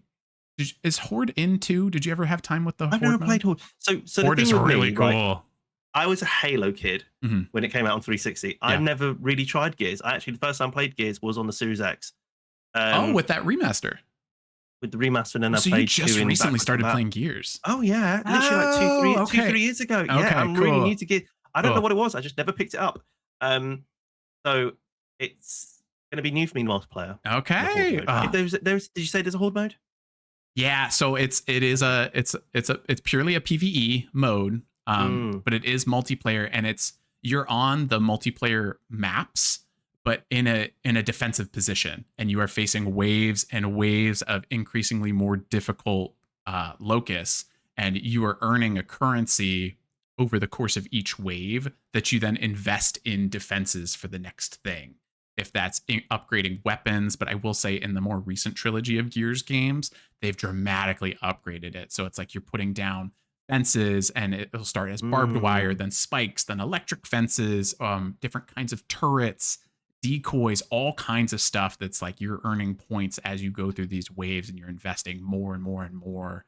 I think even in Sounds great. 5, they had like skill trees that you would invest in as well. So the fact that they're doing a 12-player version of that is crazy. Wild, Very yeah. interested. It's, I think they're doing 3 teams of 4. So you're not gonna, you won't, hopefully, because I think that would be a mess to have 12 people in a voice chat at one time, especially if you don't Yeah, know those that would people. be So I think 3 teams of 4, I think, is a little bit more manageable. But but just Dan, so psyched. What's that? 6th of October. It's coming up soon. Yeah. And Coming up soon. unfortunately, coming out in October, not That is September. good. Not September. Yes, that's nice, isn't it? That's a nice change. Yes. Yes. Okay. Can't wait. Yes, I'm so, it was like, it's probably my game of the show. We can decide Oh, that at okay. the end, but it's Yeah. probably my game of the show. That's one of my all-time favorite franchises. The next one we have coming up just before my birthday. It seems like February is always a great video game month, and so I always have a great excuse to take a day off of work to like dive into something. Like this year it was Requiem. I can't Mm. remember what it was the year before, but there's always something exceptional in February that's like worth taking a day off and just like I'm just playing video games for 8 hours. Fable is absolutely going to be that. We've got Fable coming out February 23rd. Mm. You're a Brit. Fables are the British RPGs. This is Are my they type of all in your comedy. This looks collection? great. Yeah. I played 2 and 3. I Okay. need to play 1. I've got 1 in the backlog. Um, I actually really like 3. I know that 3 is kind of frowned upon. It's definitely got Vaseline all over the Not my screen, favorite. One but is actually my but favorite. it's still fun. It's still fun. Yeah. This looks great. Loads of big actors in it. What the hell? Yeah. Hayley Atwell just showing her face right at the Yeah. start. As the main You villain. Yeah, you've got Natasha. I cannot pronounce her last name because I'm dyslexic. Dimitriou. I think that'd be. I don't know, something like that. But she's from What Demetru. We Do in the Shadows. Really great comedy TV show. Yeah. This looks fab. And they did a little video after the showcase as well, didn't they? Showing off the NPCs and how it all works and stuff. And Yeah, I didn't get a chance to watch that. Tell me about it. I again, it's another thing for me where I'm going to skim it because I Yeah. don't want to fully Yeah. ruin it. But it's just showing a bit like how Red Dead 2, the actual NPCs have lives, they're doing their own things. Yeah. Just showed that, and it looks great. Cool. Gonna be great. I know like the Fable games have always given players so much agency in that world, which is really cool for like a fantasy RPG scenario because I feel like they never get in the weeds like Fable gets in the weeds. Yeah. Fable 1 still is probably still a top 10 game for me. I love that game. Oh wow! So I was a little Okay. lower on 2, and I'll keep that going. I played 3 very little. It was just wasn't for me. But at the very end of the Fable trailer, they do show what is his name? Jack of Blades or something like that. Yes, I noticed that too. Yeah, You infamous see the character. collector's edition? No, I didn't. The collector's edition, it has a statue of him. Ooh, okay. I know. Yeah. Iconic character in the first one. So very excited that they're still making that connection. They're just calling this Fable. It's not Fable 4. But I think we're getting like a fresh start with this franchise. Oh, I think so. God, it looks good. So excited. It's so good. So excited. Next, what I want to talk about is Senua. They're ditching the Hellblade title. We're just calling this Senua. Last year, I streamed all of the first 2 games. I think these games rock. I think what they're So doing good. with audio design and story is world class. And the more recent Hellblade title, I think, is the most beautiful game that exists. It's unbelievable. It's jaw dropping. Like it's impossible to describe other than it is probably the best looking game you are ever going to see. Definitely a lot of gameplay critiques that I think are valid. It is. I think Yes. if you've not played a Senua game, they are more intended to be a cinematic experience. It's exactly that. It's an experience, right? You're going through her struggles. You're audibly and visually in this horrible place that she's in. It's a masterpiece in that sense. The gameplay could have done with a bit more depth, but Feels like maybe they're tweaking that a little bit for this one. And it does, doesn't it? It does. So hopefully this one reaches a little bit. Yeah, hopefully this one reaches a little bit of a wider audience with that because they're so deserving of it. I couldn't recommend those games to you enough. But if you struggle with horror, I think you would really struggle with Senua because it's not jump scares, but they partnered with. I'm paraphrasing this a little bit, but like they partnered with a lot of mental health experts, people that have expertise or experience with schizophrenia to help with the audio design. So I don't think they diagnosed Senua with schizophrenia, but they are trying to recreate that experience for you audio wise and visually as well. And so if that kind of makes you feel squeamish, I probably wouldn't recommend Senua for you. But if that's not a deal breaker for you, it's a one-of-one experience. Both games are. This was one of the biggest shocks for me because we got Hellblade 2 last year. Was it last year? It was last year. Yep. Yes. I think in the summer. Last year. Yeah. Oh, it might have been the year before. Is it 2024? It was Let me look it up. Let me look it up. But what shocked me was because we got Hellblade 2 announced quite early, My God, It that took was a while, kept 24. I streamed that 2 years ago. Holy cow. Okay. getting delayed and delayed and delayed, Mm, and then it finally came out, and I thought, "Oh, right, we're gonna have to wait a while for the next one now." And yeah. then here we are, 3 years later, Yeah. and we're gonna be getting another one, and and I it looks more fleshed out with gameplay and stuff. It looks yes. great. Yeah. And I'm actually kind of shocked. Like, I'm also shocked that it's coming out next year. I think Hmm, Hellblade 2 sold terribly. did it? And Yeah. I don't think it reviewed very well either. Like, I don't think Hellblade 2 got a It lot was of a divisive positive. one. It Yeah, was I do not divisive, think it got a yeah. lot of positive reception. So I'm thrilled that we're getting more Senua. But I'm just as shocked that we're getting a third game as we are that we're getting a third game next year. So they Cool. really, I mean, what else can they do from a technical visual standpoint? You know, it's like they've got to just be reusing those assets and focusing on I think them. they've solidified Maybe that now, more haven't they? action. Yeah, Yeah. like what else do you need to do? You don't have anything to prove. Um, so I think hopefully they're focusing more on the action elements now that they've got Mm. the audio visual elements down. Because it is that Senua 2 is a very, I think you leave her in a very like liberated position. And Yes. so maybe that gives us a little bit more of an opportunity What I'm for a more wondering. grounded and maybe a little bit more action oriented Yeah. story. So fascinated to see how they blend those two together. The one that my wife popped for the most out of all of Summer Game Fest, because she did watch everything with me, kind of like how like you described early, Will, where it's like with the PlayStation Showcase. You know, you don't have a PlayStation, but like sometimes it's just fun to watch the trailers in a movie. You know, Yeah. and she very much does that as well. She like locks in. She puts a whole 40 hours in a week. Like she works a second job when a Really? Pokemon game comes out. Otherwise, she's really not gaming. But she Mhm. popped for a new Spyro. First game since 2008. Toys for Bob has been pulled off of Call of Duty support. They have the reins on this game. I think that's such a wonderful announcement. Also, Bob were independent as well, and they even and one of the reasons they became independent Oh my was God, because I they could forgot still about work on that. Spyro. Yeah, I watched the interview, and they I totally basically missed that connection. yeah, they had a discussion with Activision or something, and they got agreed to be disconnected from them and leave and be independent as long as they still made a Spyro game. I Um, totally forgot about that. yeah, Very so, cool. gonna be awesome. I can't wait. It's gonna be. I'm more of a Crash guy, but I thoroughly enjoyed the remastered trilogy. Yeah. I played one of the games from like 2007. I can't remember what it had Cinder in it. Okay. Um, that would be cool to see Did you Spyro ever finally getting a new game. do any of the Skylanders stuff? I know Spyro was attached to that. No, I never I didn't did. do Skylanders. He looked like a bulldog in that. It was a bit weird.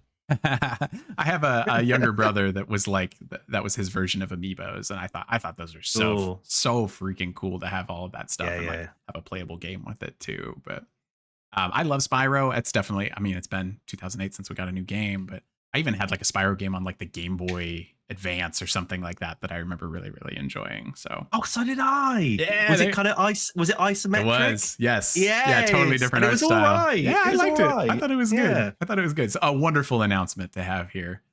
Because it was at the Xbox showcase, I totally forgot about that them not being under Activision anymore. I just Yeah. assumed this was an Xbox IP. So that's so cool. Wonderful. Well, I mean, they're working with Activision obviously because it's an Activision property, but Toys for Bob are separated. I got you. So they're like licensing it from Activision in exchange for Exactly. their Yeah. independence. Yeah. It Hell seems. It yeah, seems that that's way. so cool. I love that. Mm. I love that. Again, it's like you said. It means they don't have to work on COD. Yeah. Because if you're a What a studio like waste. this, What a you waste. don't want to be working on COD. No. COD is doing its own thing. I don't play every COD game. I enjoy them. They're fun. But you want to make a Spyro game and you want to make a Crash game, you don't want to be working on COD. Yeah, absolutely. And they're good at it. It's not like they're experimenting, like they know what they're doing. So very cool. Next game, I saw this one and I was actually lower on it. Oh. So I think, yeah, I was gonna say, because I know you put notes in for this one, and I think you were higher on it. So I would love for you to kick us off for Clockwork Revolution. Well, it's steampunky, and I like steampunk. I liked Bioshock Infinite. I don't think it's a top 10 game for me or anything like that. But to see Clockwork Revolution kind of doing something similar vibe wise, Yeah. got the British bits of humor. It's looking like it's a bit of an RPG akin to Outer Wilds. I think it just looks really interesting. You're kind of going back in time and stuff. I do like the It's time another mechanic. game where I need to see more. Mhm. I still need to see more. It's kind of doing quite a lot, and it's kind of hard to know what exactly it wants to do in Yeah. particular. So Yeah, I think But I next feel year, similar. so Yeah. I'm kind of shocked that it was next year. exclusive, Also a weird exclusive choice, I felt. console exclusive. So there you go. Thought that was kind of, oh yeah, we didn't touch on that. Gears of War E-Day is the console exclusive Yeah, this year. that's a strange one though because they did obviously release Gears One, and now they're Multi-platform, basically right? saying, yeah, and now they're basically saying no, Gears is now sticking to Xbox. So Yeah, now that game. Xbox is really, I think they have an identity struggle right now. And personally, I don't know what your feelings are on that, Will. I think case by case exclusivity is not good. Um, I think it's a struggle, isn't it? Because yeah, they'd already agreed to loads of different uh, license. I mean, they already agreed to loads of different games coming to PlayStation, right? So yeah. you got Halo, you're going to get FH6 at some point, I think. Mhm. You got Fable. So it's tough because there mustn't have been one for Gears, and then they decided, oh, well, Gears doesn't need to be them, and then Clockwork Revolution doesn't need to be then. And I guess they'll see from the sales from that how they go about it going forward. I mean, everybody finds it a bit weird seeing Halo on PlayStation anyway. Yeah, I don't particularly care. I don't I either. want people to be able to play games. Yeah. I hate the fact PlayStation's pulling games from PC. Yep. I think that's really unfortunate, and Yep. it just means that gamers lose. I agree. It's just Ah, a muddy. I mean, but Xbox also, they're clearly they want to continue making consoles. Like they've mm, obviously made the conscious choice that they're going to continue to do that. So now they have this like kind of like weird rebound where it's like, well, we have to, we're putting everything everywhere. Then you don't feel like you need to buy a box, and they clearly still want to make and sell boxes. Now they have this like weird rubber banding that I just think is continues to be tough messaging for Xbox, which again, we both have Series X's. Like we are both yeah. primary Xbox gamers. So like that's where this is coming from. It's just it's tough. It's weird. I think with exclusives, I think anything with a multiplayer, they should try to get it on everything. I think that's Because a it just good gives it to everything. yeah. Everybody, Halo even, Halo Infinite, I always thought that would have been great on PlayStation Yeah, because for it meant sure. more players. Multiplayer's so good on Everybody that. wins. Yeah, Everybody absolutely. wins. Then it's Anyway, weird then to do that with Campaign Evolved, which is a Halo game with no multiplayer. And that's the one yeah, that is going multi-platform. And then Gears of War it's it's, E-Day has lots it's of giving multiplayer features, and it's that's giving the Xbox PlayStation exclusive. gamers a taste, though, isn't it? Yeah. It's giving PlayStation. Here's a bit of Halo, but the next one's probably not going to be with you, so you better get Yeah, an and Xbox. maybe that's a marketing ploy too, right? Yeah, So it's like, well, you had Gears 1. If you really like it, go buy an Xbox for E-Day. Maybe E-Day. that's the thinking. You really liked Mm. that campaign from Halo 1. If you want to play the next one, you got to buy an Xbox. So I don't Used to know. be on PC too. Yeah. Yes, that's true. That's true. Yeah, something about this presentation for Clockwork Revolution.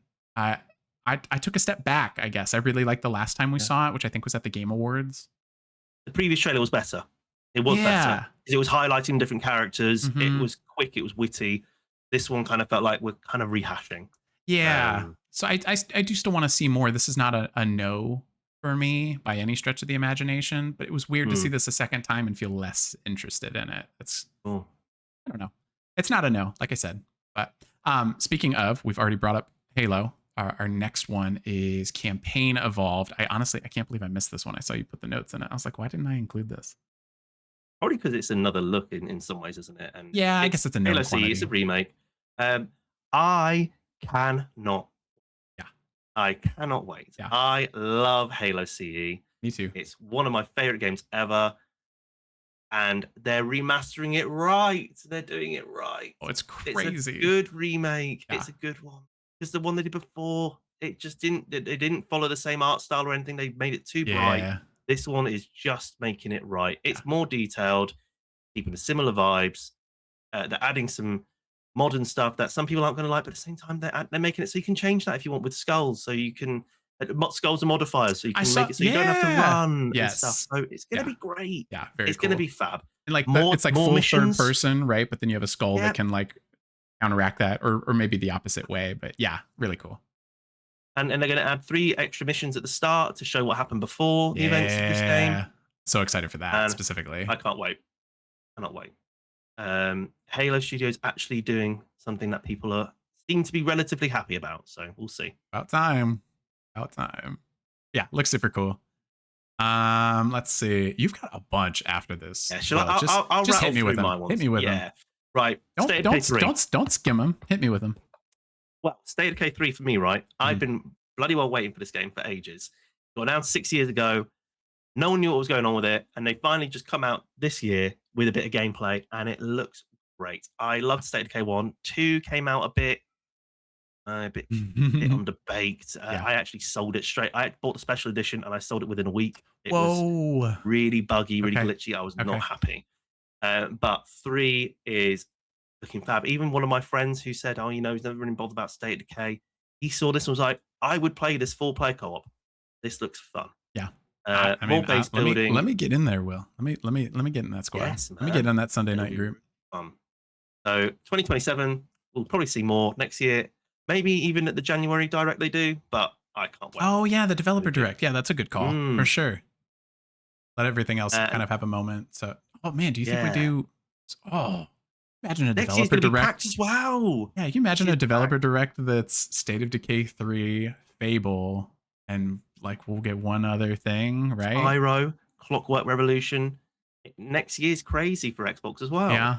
Yup. So, Good time to be an um, Xbox gamer. another game I really like the look of. Bad Magpie, This little looks indie game cute. pushed in here. Yeah, Untitled Goose Game vibes. Magpie burning stuff, causing mayhem. Art style look cute. 2027. It's a vibe. Looks fun. Yeah. Not much more to say. I'm looking forward to seeing more and playing it. What did you think of this one, Dan? Did you think much of it? This looks really fun. This is actually another Yeah. one. Where was the other one? In the Drift? I saw Bad Magpie, and then I saw an email, like a press release, in my inbox for code requests. I'm like, yeah, I'm gonna put in for that. So I will definitely keep Very my eye nice. out if I'm lucky enough to receive a code. You'll know. And then Vivarium. Really interesting looking So game. cool. So cool. Hard Mm. not to smile. Like I just see this name and I immediately like smile. Like what a cool trailer. Yeah, so Studio Ghibli art style, narrative focus. It looks hella cute, and it looks like they're kind of in a. It's similar to the name Vivarium. What's the word for that? It's a Terrarium? terrarium, right? Yeah. It's a girl in a terrarium, and there'll be an interesting story, I'm sure. Yeah. But again, another nice looking short game. We get a cool zoom 2027 out as at the well. end of that trailer where it's like you realize that this whole world is just like in this tiny little glass. And it's like, Into this oh, little that's area.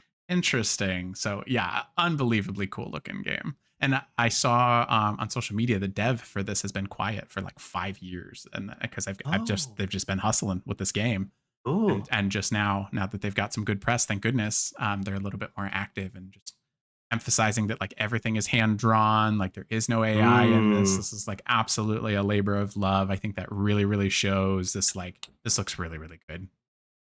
love to see it. And then the final game that I thought really like caught my eye. To be honest with you, I thought Xbox had the strongest showcase of them all. I agree. Not just because I'm an Xbox gamer. I just thought the variety was great. Yeah.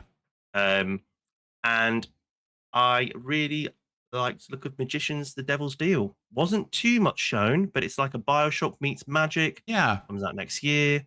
FPS. I like the idea of wielding wands, cards, and things to fight off enemies. Yeah. Seems cool. I absolutely love BioShock. I thought this one looked cool Hmm. too, but this is one that I would like to see a little bit more of because I thought the Yes. gameplay was neat. I think what is a real standout, at least with BioShock, is its world is really compelling too. Cool. So I if I were to play this one, I want to see compelling that like deal with the devil is, you know. Completely. So, but yeah, I thought it showed well still.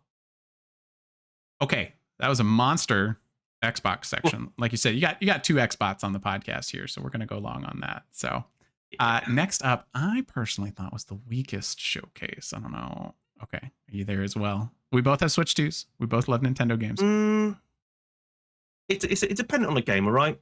I think this was probably slightly marginally better than Sony for me because obviously Mhm. I'm not a PlayStation Sure. gamer. But I still thought it was fairly weak. Let me reframe this. I think if you look at even just the games that we wrote down for our show notes, the Mm, what the releases are incredible. But the actual yes. presentation itself was really poor. Like I just do not think that they sold any of these games terribly well, or like the way they showed them I thought was very questionable. Like Mm, what the release calendar is going to be is really strong. But I just don't know why they it feels like I was trying to make the presentation as like somebody with a full-time job and a family, and I had like only like the late nights to like put this thing together. It's just I don't know. It doesn't feel like Well, they the flow wasn't there. I mean, they randomly no. started showing off the thumb wars in the Yeah. Nintendo sports game. Like, come on, like We got a we're here lot to of see a time bunch of dedicated to different that. games. A We don't lot of need to time be dedicated seeing to a Thumb thumb Wars. war game. Yeah. So Probably, arguably, the biggest announcement from this. This has been in the rumor mill for a couple months, but we did get the Ocarina of Time remake announced. We did get a 2026 window. I am shocked at the fact that we are in June and we are not getting concrete release I windows don't know for why we don't have a release 2026 date. games. Weird. And kind of to your point earlier, like with like something should be able to go up against GTA, like because it's a totally different audience. This is that. I feel like this is a It great November doesn't title. compete at all with GTA. They're doing their own No. things. Yeah, Doing their own Nintendo is things. not competing with Grand Theft Auto. It's like radically different audiences. So we'll I mean, we'll Maybe it's see. maybe it's limelight in terms of like it getting coverage, but still, I just like feel like it's doing its own Ocarina is like thing. one of the most iconic games of all time. I'm personally really excited to play this one because I actually didn't play this one. I love the Zelda series. I have my hands on almost all of them, but I never owned an Mm. N64. So I played very little of Ocarina and Majora's Mask. Those were like two big N64 Oh, titles. But The Wind Waker, one of my favorite games of all time. I think need to play that. it's Need to. it's one of my favorite games of all time. So, and Twilight Princess, of course, the more recent ones, Breath of the Wild, Tears of the Kingdom, no brainers. I loved the Minish Cap on Game Boy Advance. Yep. Amazing game. Didn't love Link Between Worlds, the DS title. You're a proper Zelda head, yeah. Oh You yeah. played Oh yeah. tons of these. Yeah. Damn. Link's Awakening. Yeah. So I've played like everything but like the N64 games. So seeing the Sure. remake, really exciting for me, but they didn't show us anything in this trailer. And I showed know, him like you said, sleeping. you've kind of been avoiding some details because you want to go into stuff fresh. Do you, with that framing, did you like what they showed, or would you have wanted to see more? I've not played Ocarina of Time. Okay. I'm a new Zelda head. You know, I've played Breath of the Wild, I've played Tears of the Kingdom, and I've played Link's Awakening, the remake. This didn't do much for me. Yeah. And I think it didn't do much for me because what I've liked about those three previous Zelda games I played is the art direction was Yeah. striking. Mhm. And for me, this just looks like a 3D animation remake of Ocarina of Time, which doesn't interest me as much. I understand. I feel like we've seen I so will many play it. videos. Yeah. I feel like we've seen so many videos of like where it's like, oh, this is what Ocarina of Time would look like in Unreal Engine 5. You know, it's like that. It looks like that. It's They kind of look hired like the guy. that. They hired the and I don't guy. know that that was the right choice. So, so we'll see. We'll see. I mean, yeah, I'm gonna get it. I love Zelda, but like, I think they needed to show us a lot more than that, especially since it's been rumored for so long. And it's coming out this year. They Yeah. should have shown a little bit more. Yeah, A little bit more. Very strange choices all around. A good end. It was a good thing to end on. Oh, it's like, to be like, hey, it's totally. coming. If it hadn't have been leaked and rumored and stuff, it would have been more shocking. But it needed more still. Yeah. It still needed something else. Yep. A couple more that I'll get through really quick because I know these are not on your radar. I guess I should have asked that. So you're not much of a JRPG guy, is kind of the vibe I get. I'm not. No. Okay. You I are. love JRPGs. You're Yeah. a big JRPG yes. guy. Yeah. So I'll get through these really quick, and then we'll get to the end of the direct here. But I love the Xenoblade Chronicles games. 1, 2, 3, and X. I have not finished a single one of those, which shocker. I have not finished the 100-hour JRPGs. I love them, but haven't finished. I love them so much. I put 50 hours in every one of them, and then I never touch them again. The Xenoblade games are super, super cool. This one looks really cool. The unclear where this fits in a timeline, if this is a totally new timeline, or maybe potentially a prequel, because it looks a little bit lower tech. A lot of the Xenoblade games have they're this fantasy vibe, but everything's kind of like high tech. Like if you've ever seen Xenoblade X, Will, have you seen the gameplay at all? Kinda. I'm kind of out of the loop. I love Smash Bros. So I've seen Shulk and I've seen Mithra and yes, whatever her name is. Pyra. Two. Yeah. Pyra. Yeah. So I've seen them, but I'm actually not the same character, spoiler alert. I haven't seen much of the gameplay otherwise from their games. Yeah, Xenoblade X, the big highlight of that game is like you explore these massive games like boots on the ground, you're fighting giant monsters, and then you get into an absolutely gigantic mech in Xenoblade X, and then you fight like kaiju. So it's higher tech stuff. This looked lower tech stuff, and I kept getting an Attack on Titan vibe for this, and just like in terms of the setting, which seemed Cool. really appealing to me. So we have a 2027 release date for that. I'm also a huge tactical fan, which I'm finding that you are also not that either. I love Fire Emblem. I love Fire Emblem. Sacred Stones, Game Boy Advance is like a formative gaming experience for me, and I've been locked into Fire Emblem ever since. So we do have our release date for Fortune's Weave that's coming out on the 17th. The last game that we had was Three Houses, which is a game that you could play 3 different campaigns with 3 different houses and having 3 different stories. And there was like a secret fourth storyline. Three Houses is the one that's made me want to try Fire Emblem. So, well, how does Fortune's Weave find you then? Because it's very similar. It's clearly, it's not connected. It's inspired by Three Houses. Did the showing appeal to you at all, or would you lean more Three Houses? Not really. I think the idea of Three Houses was more interesting. It was kind of like school kind of vibes. I don't know. It looked kind of academy kind of stuff. Kind of Persona vibes for Three Houses. Yeah, I liked. I've played Persona 3. I really enjoyed Persona 3. I don't know. I don't know about Fire Emblem. I think I find it a little bit weird that they've all got swords and then you're kind of doing turn-based stuff. Yeah. Not completely for me. Okay. But excited for Fire Emblem fans. Yeah. Finally getting another game, so be good. There is meant to be a remake of one coming as well, isn't there? Oh, is that right? It's been highly, highly rumored, like a GameCube game. Is it Path of Radiance or Radiant Dawn? It might, maybe. Well, okay, because they like put one of those on Nintendo Online for the GameCube pack. Okay. Which I don't have the GameCube pack, but that's what I heard. Those games rock. Know, so. Those games rock. Okay. So if we're getting that, I'm very excited. Those are. I'm excited. Okay. Chills. Yes. Oh, Will. Okay. Next, a game that looks super, super cool on both of our radars is Orbitals. Are you wicked? Are you playing this with awesome. Kay? I'm definitely going to play this with Renee. Maybe not with Kay, because it's kind of got it's kind of got the 90s anime vibes, doesn't it? Mm-hmm. Oh yeah. Yeah, Kay's not a big fan of like anime, really. Okay. I'd like to watch anime, but she's not really that bothered. So, and we watch TV together. So yeah. I don't really get a chance. Yeah. Orbitals is probably one I'll play with a friend, if anything. Okay. So, have you played Hazelight games? Yes, and I love them. Okay. Yeah, because very, very much if anybody hasn't seen 10. It. Nice. Okay. So anybody that's not familiar with Orbitals or Hazelight, Hazelight Studios exclusively makes co-op games. Like you have to play with another person. Very, very cool co-op experiences. They've been doing really, really great work lately. Orbital's not made by them, but has that kind of vibe. And the very much like a Dragon Ball Z anime style, which is so appealing to me. Renee and I are huge. Like Crunchyroll is our #1 used subscription service right now. Nice. Like we put Rowan to bed, we catch 2 to 3 episodes of anime, and we go to bed. Like we do that almost every night. So like, and we've loved It Takes Two as well. What is their most recent? Split Fiction. Split Fiction. Yes, we almost finished Split Fiction. Renee and I were actually streaming that together, which was a ton of fun.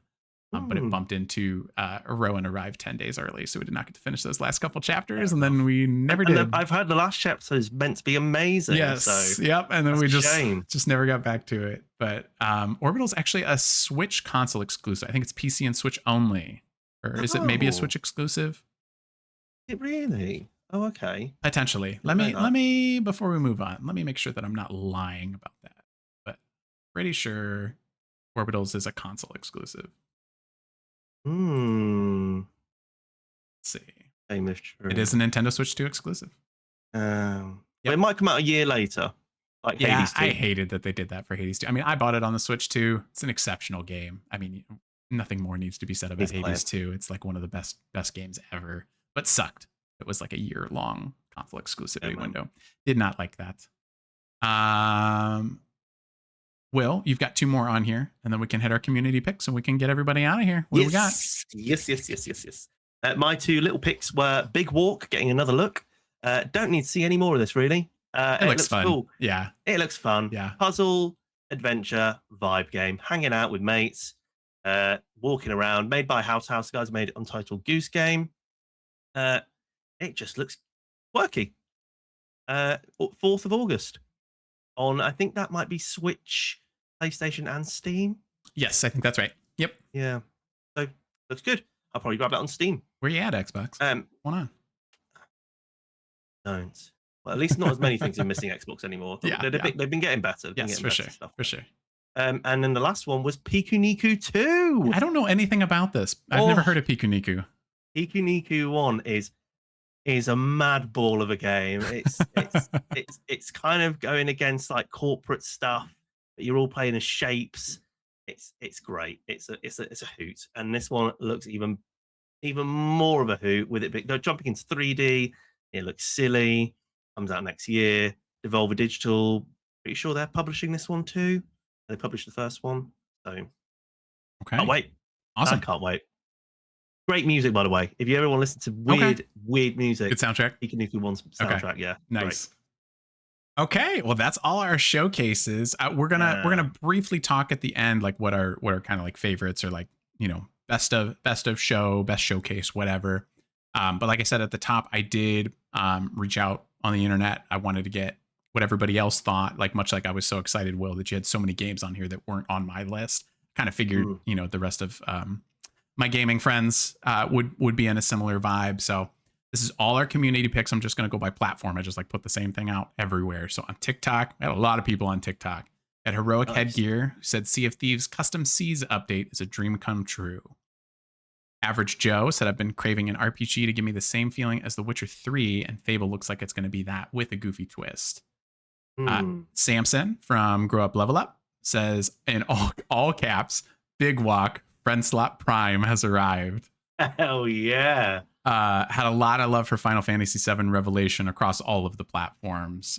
We had Neil on there, we had the Jaggernaut on there, and Phantasm all referenced Final Fantasy VII Revelation on TikTok. On YouTube, we also got some Final Fantasy VII love, specifically citing the FIT system and the world exploration. The FIT system is like a job system, which is known throughout Final Fantasy, but it's not something that's been done in the Final Fantasy VII remake so far. So it's class switching. So your traditional fighter could maybe become a mage and vice versa, that kind of thing. So yeah. Bazon Junkie on YouTube, very excited for that. Also mentioned that God of War was the best surprise, saying it loved that Santa Monica took that risk and has us with a new protagonist. Crazy surprise. Totally agree. On Instagram, we had Grant shouted out Vivarium. Looks like you're playing an anime. Something about the visuals just make it seem like it's going to be special, he said. Totally agree. On Threads, we had Guild Wars 3 and Guild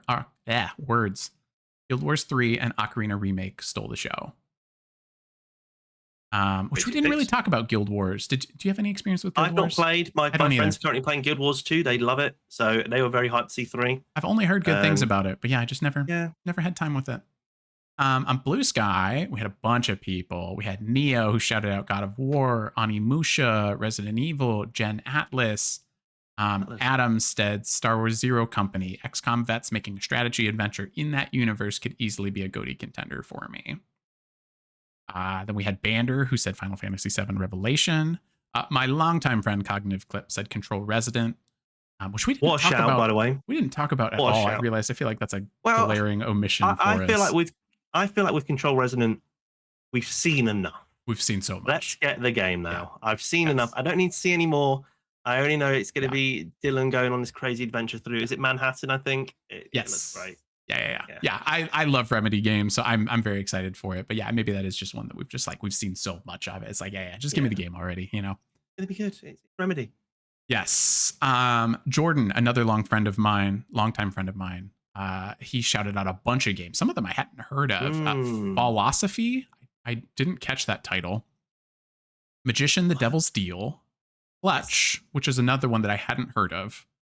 Fire Emblem and Wolf Among Us 2. Then we had Dorian, who shouted out Dark Deity 3, which is kind of like a Fire Emblem style game, and Resonance of Plague Tale. I played the first Plague Tale game. I really, really liked it. The second one, I booted it up and got immediately hit with Plague Tale fatigue, where it was just like the same game. Okay. I need to give it another shot because that's not really fair. Because the first one's great. Really, really enjoyed it. But this one looks very different. Kind of like this. This feels like that Senua moment for those games, where it's like they're focusing more action oriented. Like they have their formula down now. So I'll be curious how they do with that. Prequel, isn't it? It is a it's kind of prequel. going before the times. Yeah, Seems yeah, yeah. very before though, because like Mm, Plague Tale is super like before. medieval times, and this seems much earlier than that. Feels like I saw like Right. gladiators in that trailer. So I don't know I what thought it time. was. Yeah, I don't know what time period that's going to be in. So we'll see. interesting how they're gonna connect that. Yeah. And I even went on Panex, Will, just for you. I went on Panex, asked the same question, and we had RJN on there who shouted out The Wolf Among Us 2. That's the most anticipated. Long awaited. Yes. We crushed it, Will. That's the pod. Our very first one. What we loved about Summer Game Fest. Before we head out, give me your favorite showcase and your favorite announcement. Okay. Doesn't have to be a new game. It can be like a game that we've already seen. But like what was your favorite showing? What was your favorite showcase? So my favorite showcase was obviously Xbox. Mhm. I thought they knocked it out of the park this year. Ending on COD was an absolute shit show. I don't know why they did that. They did it last year. They did it last year, and it didn't go over well. Terrible. And then they did it again. Yeah. It's like, I don't want to see this. I'm sorry. Just have your own thing. We have COD next. Yeah. Go COD next. Yep. We don't need to end on it. But anyway, I thought everything else they showed was great. Loads of exclusives. Loads of variety. My top 3 games shown, not so like just not announced or anything. Just just whatever was shown. Doesn't have to be brand new. Senua. What out of the blue, and it looks great. Yeah, can't wait. State of Decay 3 gameplay for me as being a State of Decay lover. Finally getting to see this game it means a lot. I can't wait to play it. I had such fond memories of playing the first one on 360. Oh wait, and then the big boy, Ari Veronica. Okay. Can't wait. Yes. It's gonna be good. So exciting. It'll be very, very good. I think my favorite showcase is actually Opening Night Live. It's so close. It's like 1A, 1B for Opening Night Live and Xbox. Xbox, I think their presentation reputation is top dog right now. I just think like with their developer directs and with their showcases, it's just like they have not missed in years, aside from insisting on ending with Call of Duty. Aside from that, we didn't even get to speak about the console. The 25th anniversary. Yeah, and being at Green Crystal, harkening back to the original. That was a cool commercial, like vibe. You know, like taking us all the way back. I did like that a lot, but I think I squeak Opening Night Live as my favorite showcase. Opening with Resident Evil Veronica and ending with Final Fantasy VII Revelation. With extreme bias on my gaming preferences was like definitely was just as strong as opening with Wolverine and ending with God of War Lafe. I mean, it's like I said as well, though. I mean, if you're a massive Fire Emblem fan and a massive Xenoblade fan, Nintendo probably did it for you. Okay? Yep. It's completely dependent on what you play. And I think that's the beauty of this SGF. It's just like you hit every genre. There's no way you watched any of these showcases and were like, oh, "There's nothing for me." You know, it's not possible. You're lying. So I think showcase wise, I'm going to give it to Opening Night Live. In terms of my top 3, I think Gears E-Day is one, man. Yeah, it just blew me away, and I'm such a Gears fan. It exceeded my expectations in every way. That presentation did. I was like locked in on those 30 minutes at the end. Like, I was just geeking out with those devs. I was right there with them, you know. So excited for that one. 2, I'm probably gonna go for Veronica because I've just had such a great run with Resident Evil games. I just want more of it, and they haven't stopped delivering, which is such a great place to be. And then I think my 3rd, I'm gonna go God of War Lafe. Oh, I thought it would be FF7. No, I'm gonna do God of War Lafe.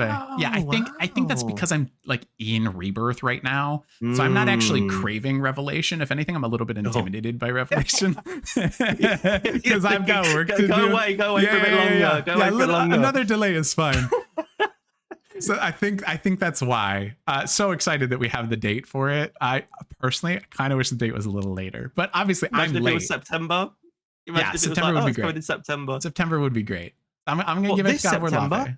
No. Next September. Oh, next September. Jesus. That's what I was saying. If it came out this September.